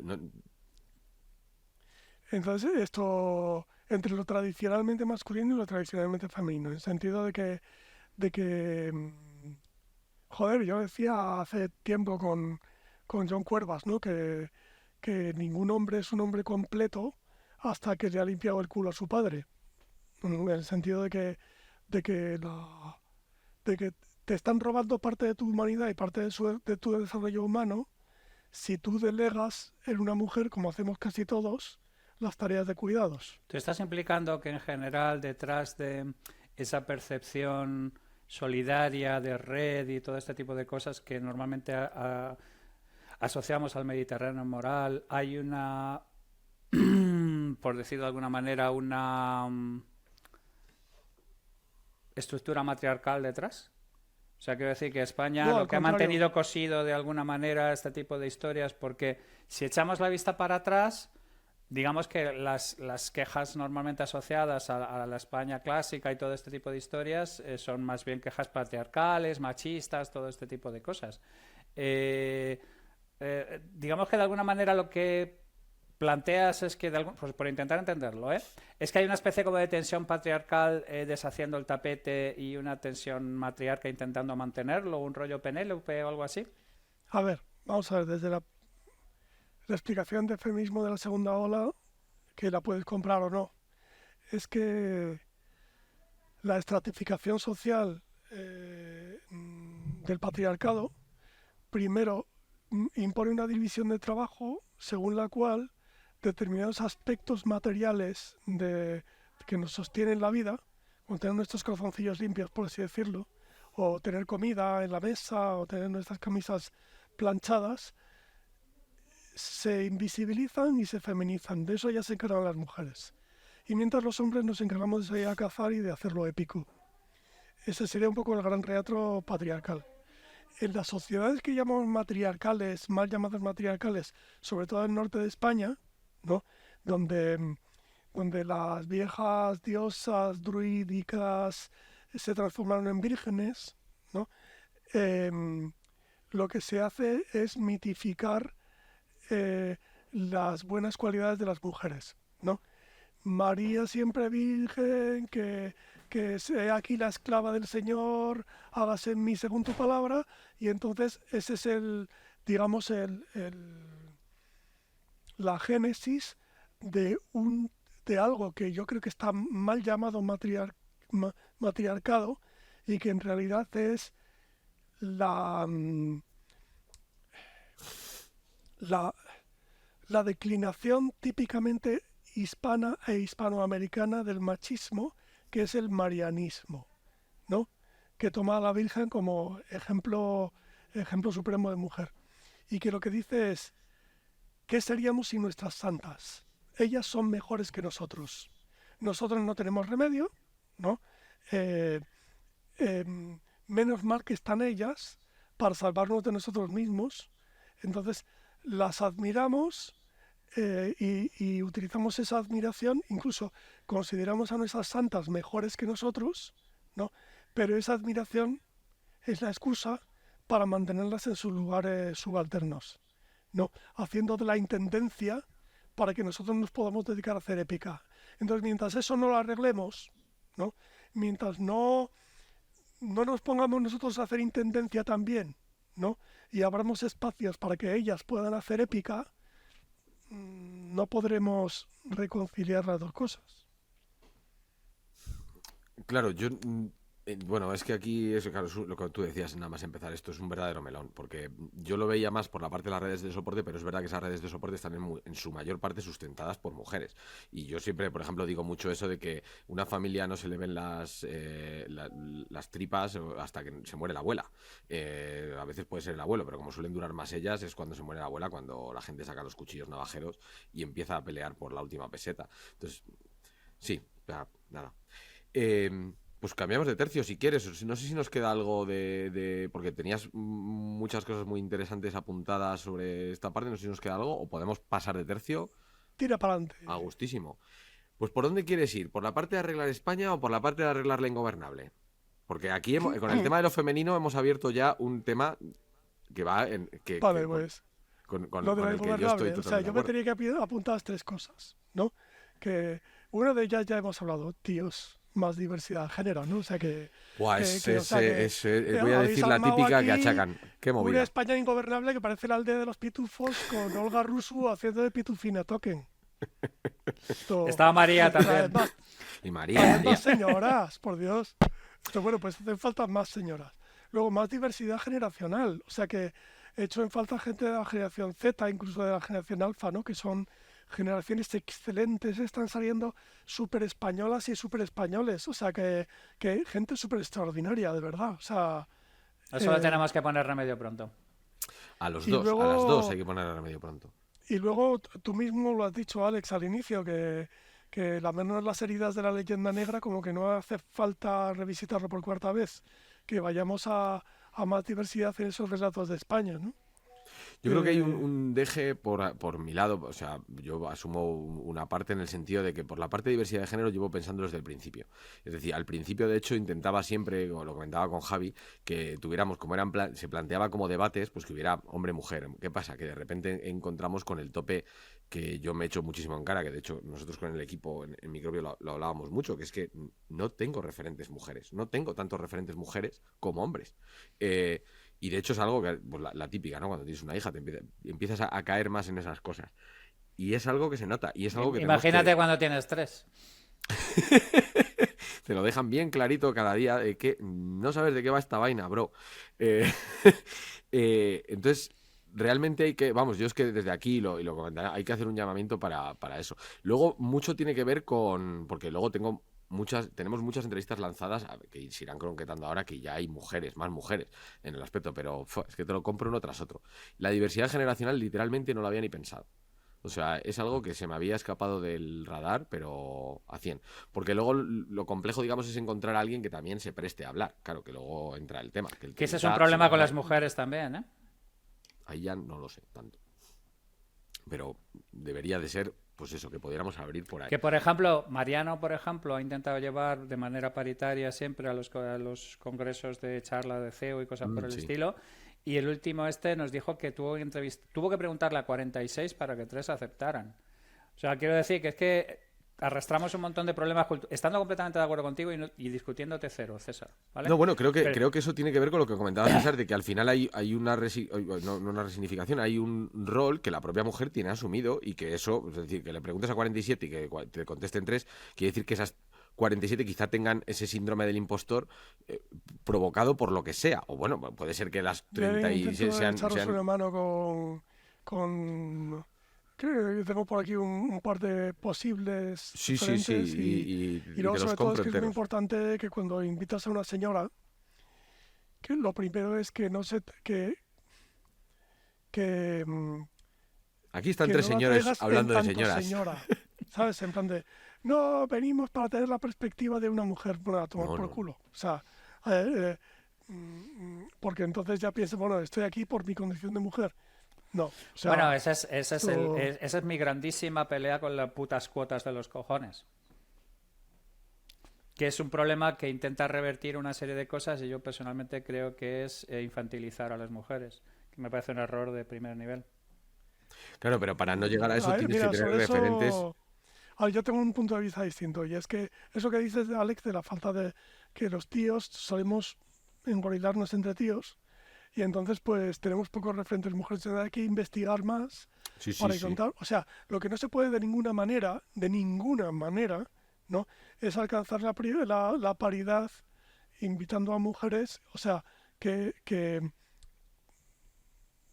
descompensadas, ¿sabes? O sea, las mujeres excelentes, es que no le tengan ni un ápice que envidiar a tus invitados hombres, Esas las ¿no? queremos todas. Existen, están ahí No, fuera, no, solo claro, que pues. te cuesta más encontrarlas, ¿no? Porque no están en tus redes, ¿no? Entonces eso te obliga a ser un poco más detective y a currártelo más, pero macho, cúrratelo. Nosotros Y en luego Microbio, un día de la, no me acuerdo hace tiempo ya, pero un día de la mujer hicimos el experimento, eso que a la gente del equipo, a algunos le quedó así, que era, los metimos en una sala y le preguntamos cuáles son sus referentes. Y ni Dios contestó una mujer. Es decir, vamos, incluido yo, que yo sabía lo que iban a hacer, pero me hice el experimento a mí mismo preguntándomelo y es que no. O sea, y entre nuestros referentes te caen rápido nombres de tíos, pero de repente no te caen rápido nombres de mujeres y eso es un debe, desde luego, claro. Y mira, hay yo que, tengo aquí 4 nombres de mujeres, para la que última parte. esas las dejamos para la última parte. No, no, si lo quieres soltar ya, aquí libertad. O sea, te quiero decir, Dios me libre. Tenemos referentes aquí ya para dar y tomar. Vale, No sé, escuchantes, la suelto al final. no se vayan, por No, favor. no se vayan No se todavía. vayan todavía. Aún hay Eh, más mujeres. y la otra, el otro punto es, o sea, creo que también es un debe y que esta conversación está siendo muy interesante en ese nivel, porque sí que hay que plantear un poco un nuevo tipo de entrevista para la persona a la que entrevistamos, por decirlo de alguna manera, para no acabar yendo a esos lugares comunes de la leyenda negra o de las cosas fáciles, es decir, porque al final el cómo tú contarías España, que es un poco dónde entrar, que eso tiene que ver más con los sentimientos, con lo que tú decías al principio de ¿qué sientes tú cuando piensas en España? Con tus Mira, verdades intuitivas o no una, sé, Sí, una, una de las cosas que más me intuitivas, sí. horrorizaría que fuera la ingobernable es nostálgica. O claro. sea, la idea fundamental de esto es mirar hacia adelante. Hay que mirar de vez en cuando para atrás para entender de dónde venimos, pero a dónde hay que mirar es hacia adelante. Voy a mover la cámara así porque me está a punto de achicharrar un rayo de sol de unos niveles, pero rollo Superman. O sea, me puede. Haber nacido en Noruega. Me quedo ciego. Eh, no sé, en general, ¿estás contento con el podcast como escuchante? Ay, yo encantadísimo. Eh, es uno de mis escuchas favoritas mientras plancho. Eso es un logro en la vida, ya queda clarísimo. Yo lo único que tengo en común con Yolanda Díaz es que me gusta planchar. Ella no plancha en su puta vida. O sea, si os se ponen las pilas de plancha Hala, tirito, tuya y la de Yolanda, ya te digo yo que tú le ganas por 3 canchenjungas de ¿Qué altura, ¿eh? necesidad había de semejante torta? La que Porque pasaba por aquí. ¿Esto es así? ¿Esto es no, así? no es verdad, no es verdad. Es que hay gente que a mí me jode mucho la gente que hace cosas por pantomima. Y yo sé que cuando César dice que hace esto es porque nos escucha y porque plancha como si no hubiera un mañana. Esto es posible que almidone los cuellos de las camisas. Pero el otro fue una pantomima monstruosa, como la serie de... Bueno, voy a parar aquí. Bueno, ahí, o sea, vieron que Alexandria Ocasio-Cortez, que tiene una gran naturalidad para poner a parir a Trump mientras se come una magdalena, o a Elon Musk, intentaron impostar esta naturalidad, pero es que a Díaz no le sale. Claro, no, es que para eso hay que valer y tener mucha calle y eso prácticamente es natural o mucho trabajo, vamos, si no es imposible. Lo que hizo esa señora, bueno, Alexia, fue De hecho, yo espectacular. creo que el producto de todos los temas de los deepfakes, la inteligencia artificial y todo este tipo de cosas, se nos va a desarrollar a los humanos un sexto sentido que tiene que ver con lo que es auténtico y lo que es impostado. Y cada vez más. Confiemos, porque si no va a ser complicado. Es pura hormesis. La Darwin funciona, te gusta o no. Pero claro, bueno, es Sí, que luego... más, cada vez más todo lo generado por inteligencia. Yo estoy convencido de que, a propósito de lo que dices, Javier, de que mi tesis acerca de lo generado por inteligencia artificial generativa, especialmente en arte plástica, es la expresión perfecta de lo que Theodor Adorno describía como quiche, Es Sí. decir, El bibelot, lo aparentemente atractivo estéticamente, que en realidad te produce una profunda repulsión porque tiene cero alma y cero... exacto. Es el arte producido industrialmente para el gusto de las mayorías. Eso Es es. el neo-quiche. Entonces, es una oportunidad tremenda para este Trending on Art Station, que es como empalaga, es espantoso. Esto, y que en efecto, que creo que estamos ante una nueva formación de lo que entendemos por el mal gusto. A mí, o sea, lo que lo he hecho con inteligencia artificial generativa, me parece ahora mismo uno de los grandes pilares de lo que vamos a entender en el futuro inmediato como mal gusto. Pero, ¿y no creéis, pues esto sale, es off topic totalmente, pero creo que tiene que ver con cómo mucha gente va a percibir la realidad en los años futuros? ¿No creéis que hay gente que con la realidad hace un Marvel en el sentido de que suspenden la incredulidad o sea, que muchas veces hablamos entre lectores de periódicos, que digo yo, es decir, gente preocupada de la realidad, por tanto, leen el periódico y se informan de la realidad y desarrollan ese sexto sentido. Pero hay capas de la sociedad que la realidad se la trae al pairo, es decir, su propia realidad se la trae al pairo, no te cuento ya la que sucede en Madrid. Entonces, para mí ese es el problema de no regular, o sea, no digo regular, pero no quiero decir regular, quiero decir en el sentido de lo que viene, porque es irregulable, da igual que queramos regularlo, es lo que va a suceder. Pero creo que, y pasa también, yo siempre lo menciono con este tema, con el tema del podcast, es decir, tiene que ver con cómo la gente entiende de dónde vienen las cosas que recibe por ser español, que para mí es uno de los problemas fundacionales de este podcast, es decir, ¿por qué no acabas de entender qué te dan? ¿Por qué estás todo el día intentando destruir esto cuando es obvio que estamos en el mejor de los mundos posibles? O al menos, bueno, sí, ¿no? ¿Y qué han hecho los romanos por nosotros? ¿Y qué han hecho los romanos por nosotros? Literal. ¿Qué han hecho los romanos por nosotros? Joder, pues han hecho un mogollón de cosas. Que hay gente que es que le da igual la realidad. Entonces la inteligencia artificial tiene ese componente de que te va a dar realidad para que tú la disfrutes. Igual que ahora hay memes en Facebook. O sea, pero bueno. Off topic, mientras soy consumido por un rayo de sol. La verdad es que va a ser... En cualquier momento te vas a convertir en cenizas, tío, lo estoy viendo. Un rollo ahí En cenizas no Renfield. sé. En cenizas no sé, pero en sudor te aseguro que desde luego, o sea, cuenta con ello. Pues tenemos otra cosa pendiente, que es la parte que a mí me gusta también, que yo creo que es un poco por donde debemos de ir en esa perspectiva de con otros entrevistados, pero hablar un poco de cómo ellos perciben España y de cómo podemos, desde tu lado, cómo arreglarías España. Entonces, ¿cómo abordarías ese problema que no es el propósito específico de este podcast, pero que va a estar sobrevolándolo durante todos los episodios? Pues si nos Mientras lo ponemos digo, al voy a correr la significado y cortina. no al significante, o sea, no limitarnos a jugar con símbolos, sino intentar arreglar realidades. Sabéis que ahí Javier y yo tenemos un debate que es que a mí siempre me pareció que en el concepto CPS, Javier, que complex con solving son dos problemas, dos cosas que no... ¿Vale? O sea, Sí, que no terminan que- de enganchar bien. que pues yo soy más de la de la de la o sea, digamos de la cuerda de Donella Meadows, que dice que lo complejo no se arregla, con lo complejo bailas, ¿no? Ujú. O sea, como que vas haciendo... No deja de tener una cierta razón. De hecho, yo he Entonces, defendido a Meadows, he defendido el pensamiento sistémico y he defendido Thinking in Systems como fundamental en el CPS desde el minuto uno. O sea, que ni siquiera hay una... en plan, o sea, que yo qué sé, ya sabes que yo me meto mucho con tus significantes, aunque esté en el fondo Hay que hacer roast, de hay que acuerdo, hacer y batallita. que digamos que ese solving me parece un poco demasiado definitivo, ¿no? Sí. Entonces, un poco sobreprometer. Preferiría complex problem tackling, ¿no? O sea, como lidiar o bailar con Bueno, los de hecho, eso problemas. es lo que ha hecho el Y, tercer sector, llamarlo weak problems y asumir que no se pueden solucionar y a tomar por el claro, culo, no El meterle mano solving, nunca. el solving lo puso marketing para que te dé la sensación de que vas a arreglar algo. Eso ¿Sabes? es, O eso sea, es. ese Porque plan. no podéis bueno, gestionar total, la verdad, no podéis gestionar Claro, o la sea, verdad. esto no lo vamos a ¿cómo arreglar. podemos No, bailar con España? ¿Cómo podemos lidiar con España? Pues lo primero, yo creo que hay que crear más espacios seguros a salvo de las pedradas de los mediocres, donde la gente extraordinaria pueda brillar sin tener que marcharse de España. Como les pasó, como les pasó a Picasso, a María Zambrano Melonazo. o a tantas investigadoras e investigadores, ¿no? O sea, como intentar, joder, que no ponerle una prueba tan gorda a la gente brillante de tener que sobrevivir a tanta pedrada. Pero Eh, pedradas te refieres, perdóname, César, desde una perspectiva del compañero de al lado, desde una perspectiva institucional, porque no hay los recursos.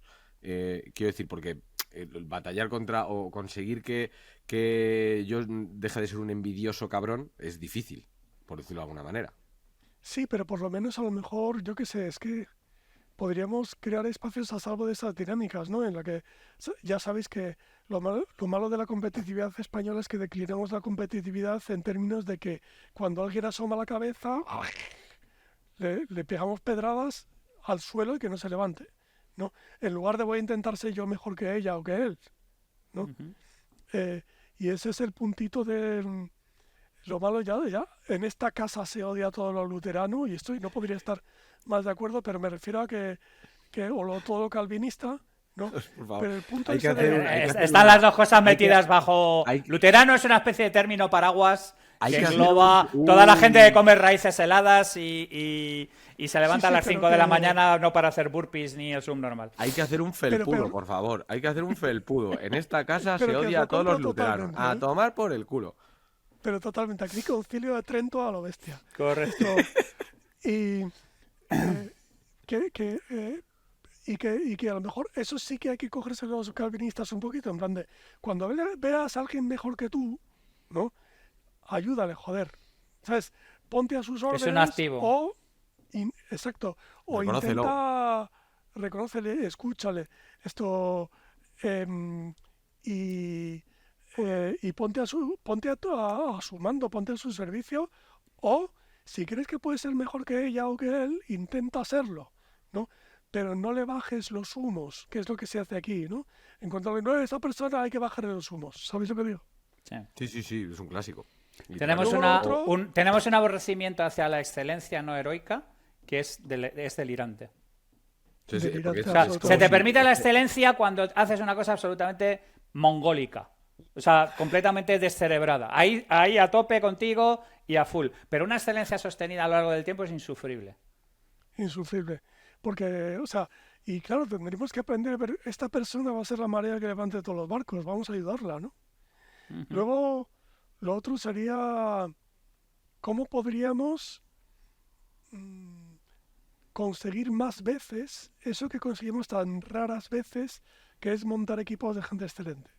O sea, espíritu del bosque. O sea, ¿cómo Melonazo. podemos agarrar a gente buenísima y enseñarles a hacer tiki-taka, ¿no? ¿Sabes? O, bueno, no sé si yo no entiendo de fútbol, no sé si es una táctica ya morigerada, pero me refiero a cómo tenemos que aprender a coordinar a personas excelentes.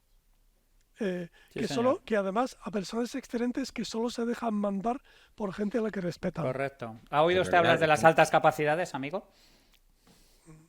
De los equipos alfa, Vigo. Yo he oído hablar, por ejemplo, de los Team of Teams de Stanley McChrystal, Sí, señor. ¿no? De gente, o sea, todo esto Que que de eso va la novela, o sea, de eso va el libro, no va de la caza de Bin Laden, es de cómo pone de acuerdo a los marines, a los boinas verdes, a los Navy SEALs que se odian a muerte y compiten a muerte por un propósito específico que es mayor exacto. que cada uno de ellos de manera individual.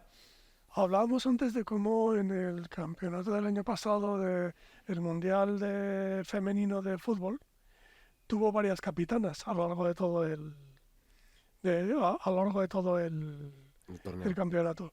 No vamos a hablar de quiénes fueron los entrenadores porque ahí ya se rebelaron contra ellos, ¿no? Pero que entra esta cosa del ejército estadounidense del ready to lead, ready to follow, ¿sabes? En plan de tienes que estar lista para mandar y lista para obedecer según te toque. Es. Y eso es lo que Y tenemos haz que tu aprender a cama hacer. primero y todos estos libros Pero sobre este tipo de cosas. tiene que ver la primera con la segunda, quiero decir. Es difícil que alguien esté ready to lead, ready to follow si no hay primero esos espacios seguros en los que no se le ha dado de hostias previamente, como comentabas.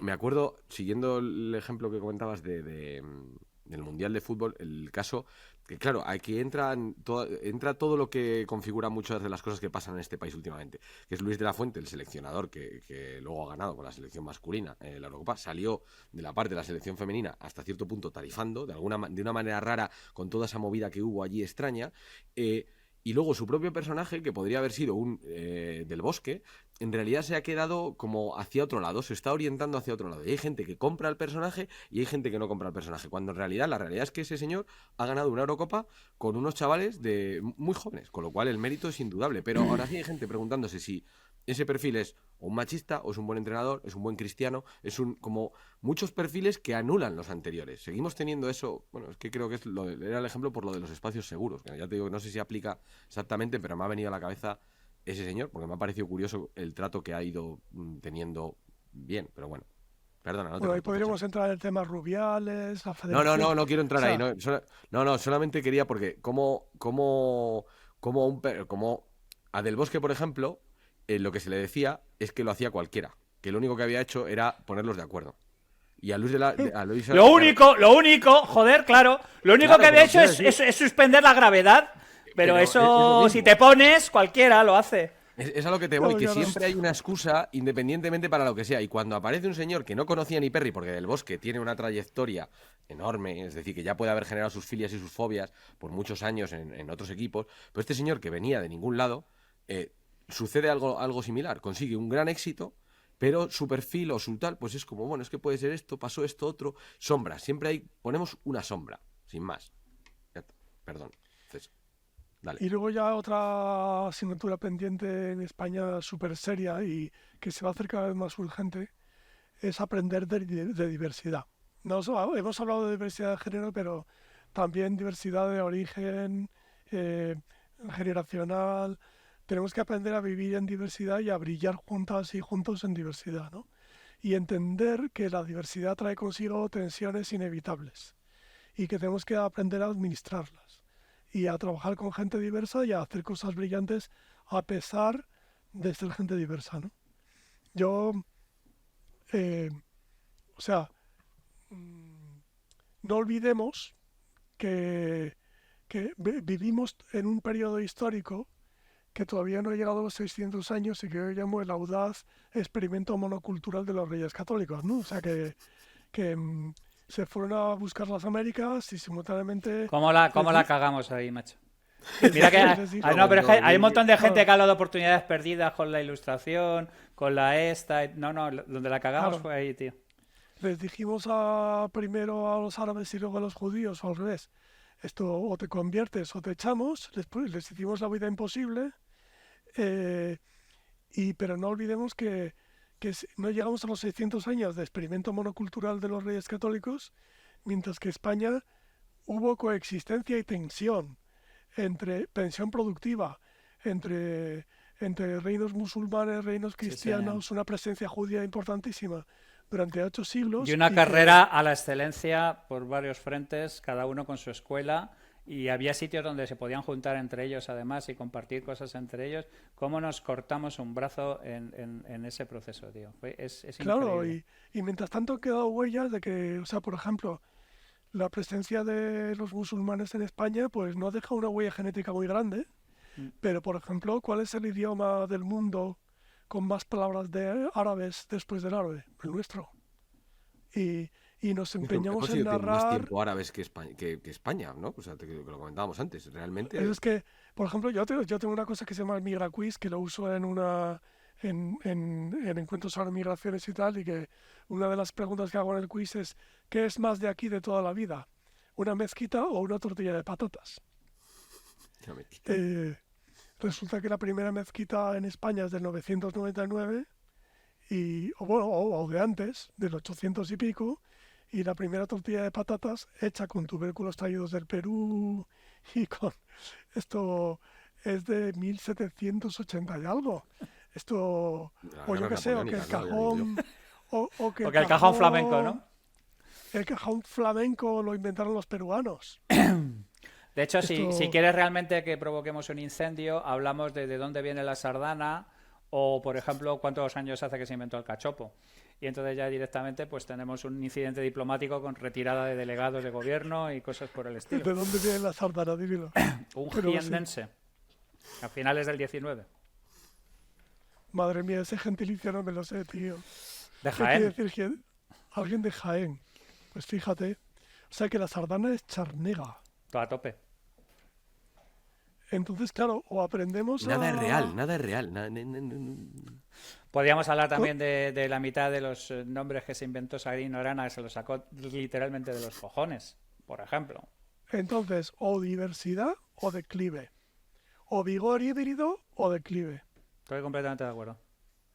Totalmente a favor. Y nada, De hecho, es que la genética va a tu favor también. O sea, quiero decir que no es un tema que tampoco sea algo Claro. radicalmente. O sea, es que aquí estamos invocando a Darwin y a Mendel, ¿eh? No estamos invocando a cosas raras ni.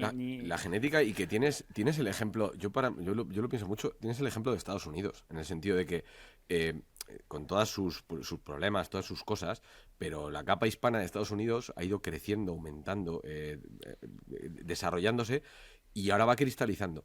En este caso nosotros aquí tenemos la división entre la capa marroquí, por decirlo de alguna manera, y la capa de Hispanoamérica, pero porque son los que van a construir este país, porque son los incumbentes. O sea, es que lo ves en los recreos. O sea, lo ves en los patios, en las calles. Son los que están en la calle todo el día haciendo las cosas que se hacen en las calles, que es como se construyen las cosas. Entonces, claro, nosotros nos estamos alejando porque nos hemos ido a vivir al extrarradio, como la gente de bien que prospera, pero en las calles sigue viviendo gente, como vivían en los 80. Entonces, Claro, eso va a pasar.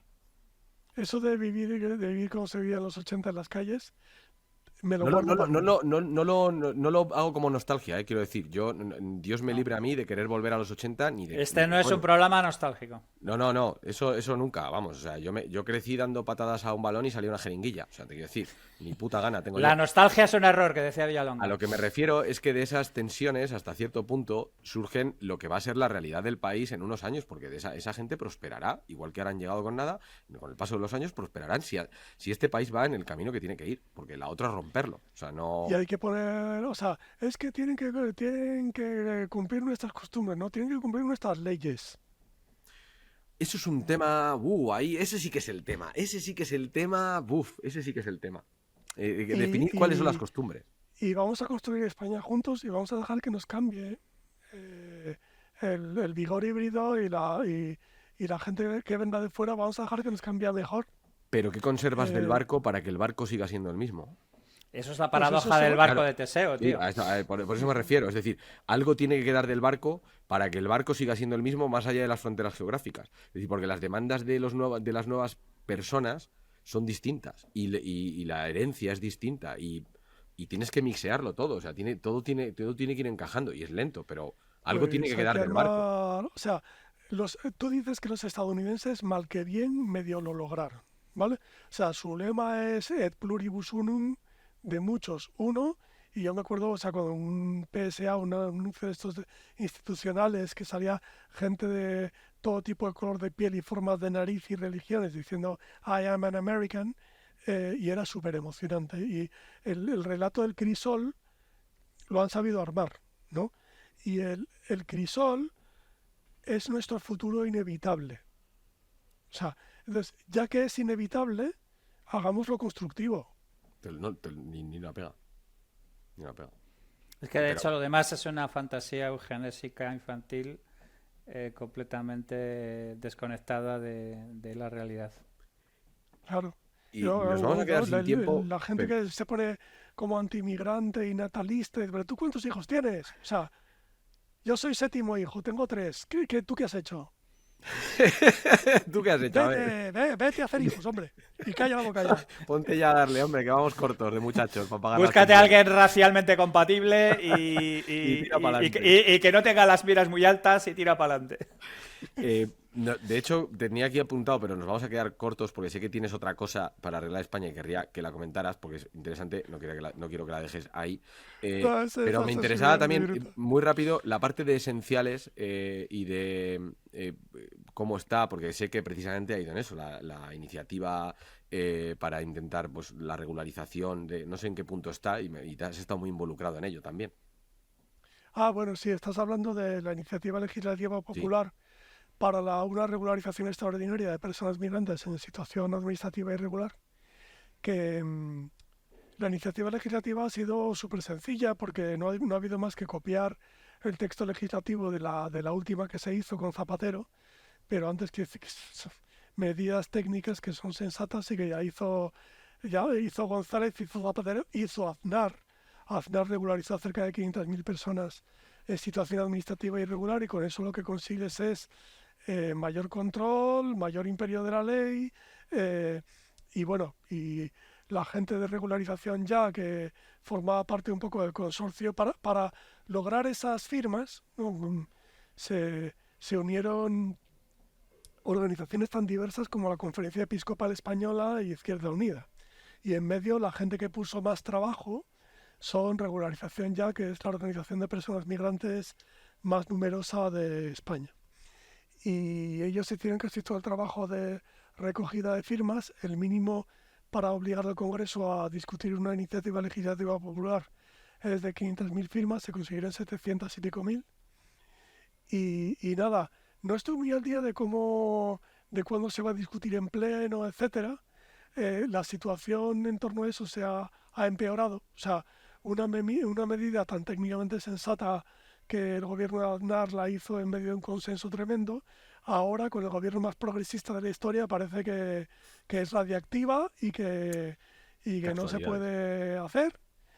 Y bueno, espero que se imponga la sensatez, porque, por ejemplo, una cosa que se dice poco, hay como cierta... Fíjate que ahí había un relato de todo lo que fue esa iniciativa legislativa popular que fue necesario armarlo con muchísimo cuidado, porque había gente, ya te digo, tan diversa como organizaciones religiosas, partidos de izquierda, etcétera. Y había un ángulo del relato del que la parte a la que yo pertenezco, que es la Fundación Por Causa, hicimos numerosos estudios técnicos con el San Yang y todo eso, que es la parte económica, ¿no? Y que la gente respetabilísima de Regularización Ya, que son las propias personas migrantes, eran muy renuentes a abrir ese melón, ¿no? Y es el melón de lo económico, el melón de que una regularización extraordinaria, haciendo cálculos rigurosísimos, teniendo en cuenta que algunas de estas personas están en desempleo y podrían ser beneficiarias de un subsidio de desempleo, considerando que algunas de esas personas podrían ser beneficiarias del ingreso mínimo vital, tomando todas esas cuentas, salen unas cuentas positivas de unos 1.500 millones de euros anuales en positivo. O sea, que es que gana España con esa regularización. ¿Vale? Lo que pasa es que la buena gente de Regularización Ya no quiso que se utilizara eso en los argumentarios, porque decía somos personas, no recursos económicos. Yeah. Y que esa reivindicación había que hacerla sobre una plataforma estrictamente de cumplimiento de los derechos humanos. Pero oye, ahora que estoy aquí, es que además sale a cuenta, gilipollas. Claro, es que literalmente es dispararte, es que es la de siempre. Es dispararte en una pata por quedar más bien que nadie. O sea, es que es yo quería, de hecho, montar una campaña que yo la llamaba con el eslogan Gana España, ¿no? Con cierto eco de orgullo por los triunfos deportivos. ¿Sabes? En plan de, ganas tú, gana España. Claro. ¿Sabes? Gana Mohamed, gana España, gana María Jesús, gana España, ganamos todos. Tenemos que ir cerrando porque Javi tiene que salir escopetado en breve y sé que nos queda una cosa para arreglar España y luego ya las clásicas. Entonces, esta es brevísima y un poco controvertida, pero la pongo por travesura. Nada, por favor, es buenísima. Tarde o temprano habría que abrir ese melón. Y es que si tan importante es tener esa cosa tan anacrónica, que es una jefatura de estado de transmisión sexual, pues yo que sé, que podríamos restaurar las Austrias. Todo es posible. Ostras, es verdad, macho. Ahí hay gente que ahora mismo el pretendiente Carlos Alberto, claro que sí, joder. O un rollo narcotrastámara, como dice siempre Antonio Edilla. Sería una buena forma de hacer las paces con los catalanes, por ejemplo. ¿Sabes? Seguro que están encantados. ¿Sabéis que cuando yo produje el CD-ROM España en Guerra en el 96, me tuve que aprender el Cara al Sol, la Internacional, porque para no pagar derechos fonográficos los cantamos, ¿no? Y los grabamos. me llamó mucho Versiones corales, claro que sí, joder. Y me llamó mucho la atención que los himnos suelen ser en modo mayor, porque son alegres, te hinchan, Sí, claro. ¿no? Musicalmente hablando. Y, y en cambio a las barricadas y als segadors están en modo menor, ¿no? Y entonces siempre me pareció muy interesante cómo la identidad nacional catalana está erigida en torno a la derrota en la batalla de Barcelona, ¿no? Y, y creo que, o sea, recoser España tiene que ver con que, claro, que cuando ellos ganan en darrera que está gent tan ufana y tan superba, bon cop de fals. O sea, vamos a echar atrás a esta gente tan ufana y tan soberbia, buen golpe de hoz, defensores de la tierra, ¿no? Que hay que integrar eso también, ¿no? O sea, no seamos esa gente tan ufana y tan soberbia. Tuche. Pues vamos cerrando, quedan pocos minutos para que Javi tenga que salir escopetado y las de rigor, las dos de clásicas, porque creo que la que hacemos de ¿qué arreglarías de España? La ha respondido de sobra, o sea, en un momentito, así. Lo has dejado como, bueno, ya veremos, pero ahí queda. Es el personaje histórico que te gustaría recuperar, aunque ya has recuperado a varios que hay que apuntar en esa galería de ilustres, porque los has dejado clarinetes que se unen a la horda de Pérez del Pulgar. ¿Personaje histórico que te gustaría que entrevistáramos? Vale, Si estuviera vivo. No, Y te puedes gustaría decir que además las cuatro hiciéramos la mujeres, Ouija, perdona, las 4 mujeres que tenías ahí guardadas No, en las alforjas. El Ha llegado personaje el histórico. momento. Mira, personaje histórico, María Zambrano. Filósofa como la copa de un pino, o sea, además es que en los últimos años he oído el nombre repetidamente porque mi hija Ada, que acaba de terminar filología, pues siempre decía, me voy a la María Zambrano, que es la biblioteca del edificio de filosofía.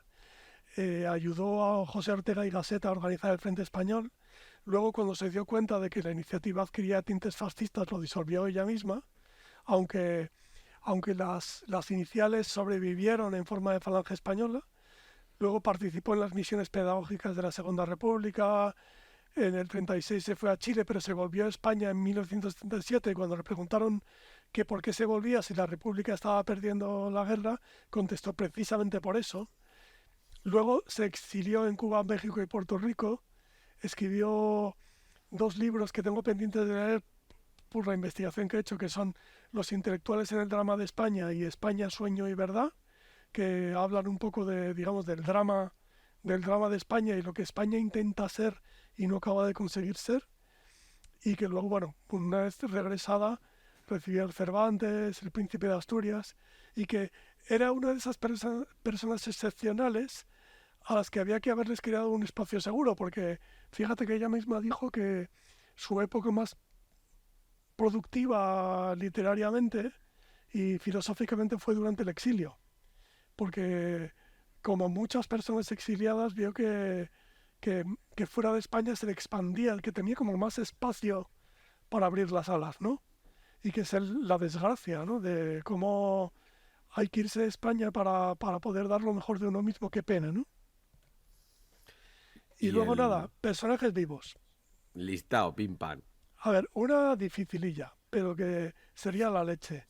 La Federica Montseny moderna, Irene Montero. O sea, que es una tía controvertida, desde luego, odiada por mucha gente, pero también que ha puesto el cuerpo por muchísima gente, Que no el que, ha, cerebro. que ha cometido errores, pero también ahí la tenemos diciendo cosas en el Parlamento Europeo que no se atreve a decir nadie más y que creo bueno, que es un personaje importantísimo. Y luego, gente un poco más cercana, más fácil de conseguir. Raquel Laínde, una especialista en diversidad que tiene una mirada sobre, digamos, no solo sobre cómo se gestiona la diversidad, sino sobre los retrocesos que está experimentando la diversidad en el momento actual y cómo eso puede ser muy grave y cómo podemos intentar revertir eso.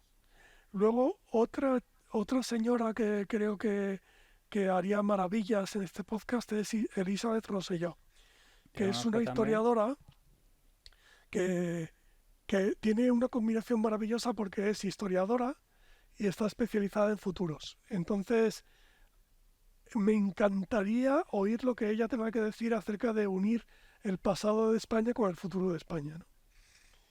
Y luego, por último, otra que creo que hablabas antes, Alex, de lo que es la vida de barrio, y, y es Alana Portero, que es una pensadora y escritora que escribió La mala costumbre, que es un novelón increíble, y que se ha revelado como alguien capaz de narrar un barrio de una manera incomparable, lo que es un barrio de clase baja, a narrar Madrid, el Madrid de los 80, de una manera increíblemente seductora, porque encima te hace, digamos, ella te acompaña a sitios que pueden ser vistos como sórdidos o a personas que pueden ser vistas como personas sórdidas y que acaban siendo venerables para ti.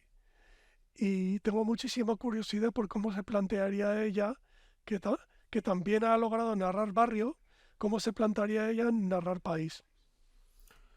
Creo que Javi está ya para irse al otro lado. Alana Portero tengo su libro pendiente, pero ha ganado la batalla Camilleri. O sea, te quiero decir, fíjate de nuevo el sesgo, que me he ido a Moltambano en vez de venirme a Alana Portero, que lo tengo ahí también pendiente.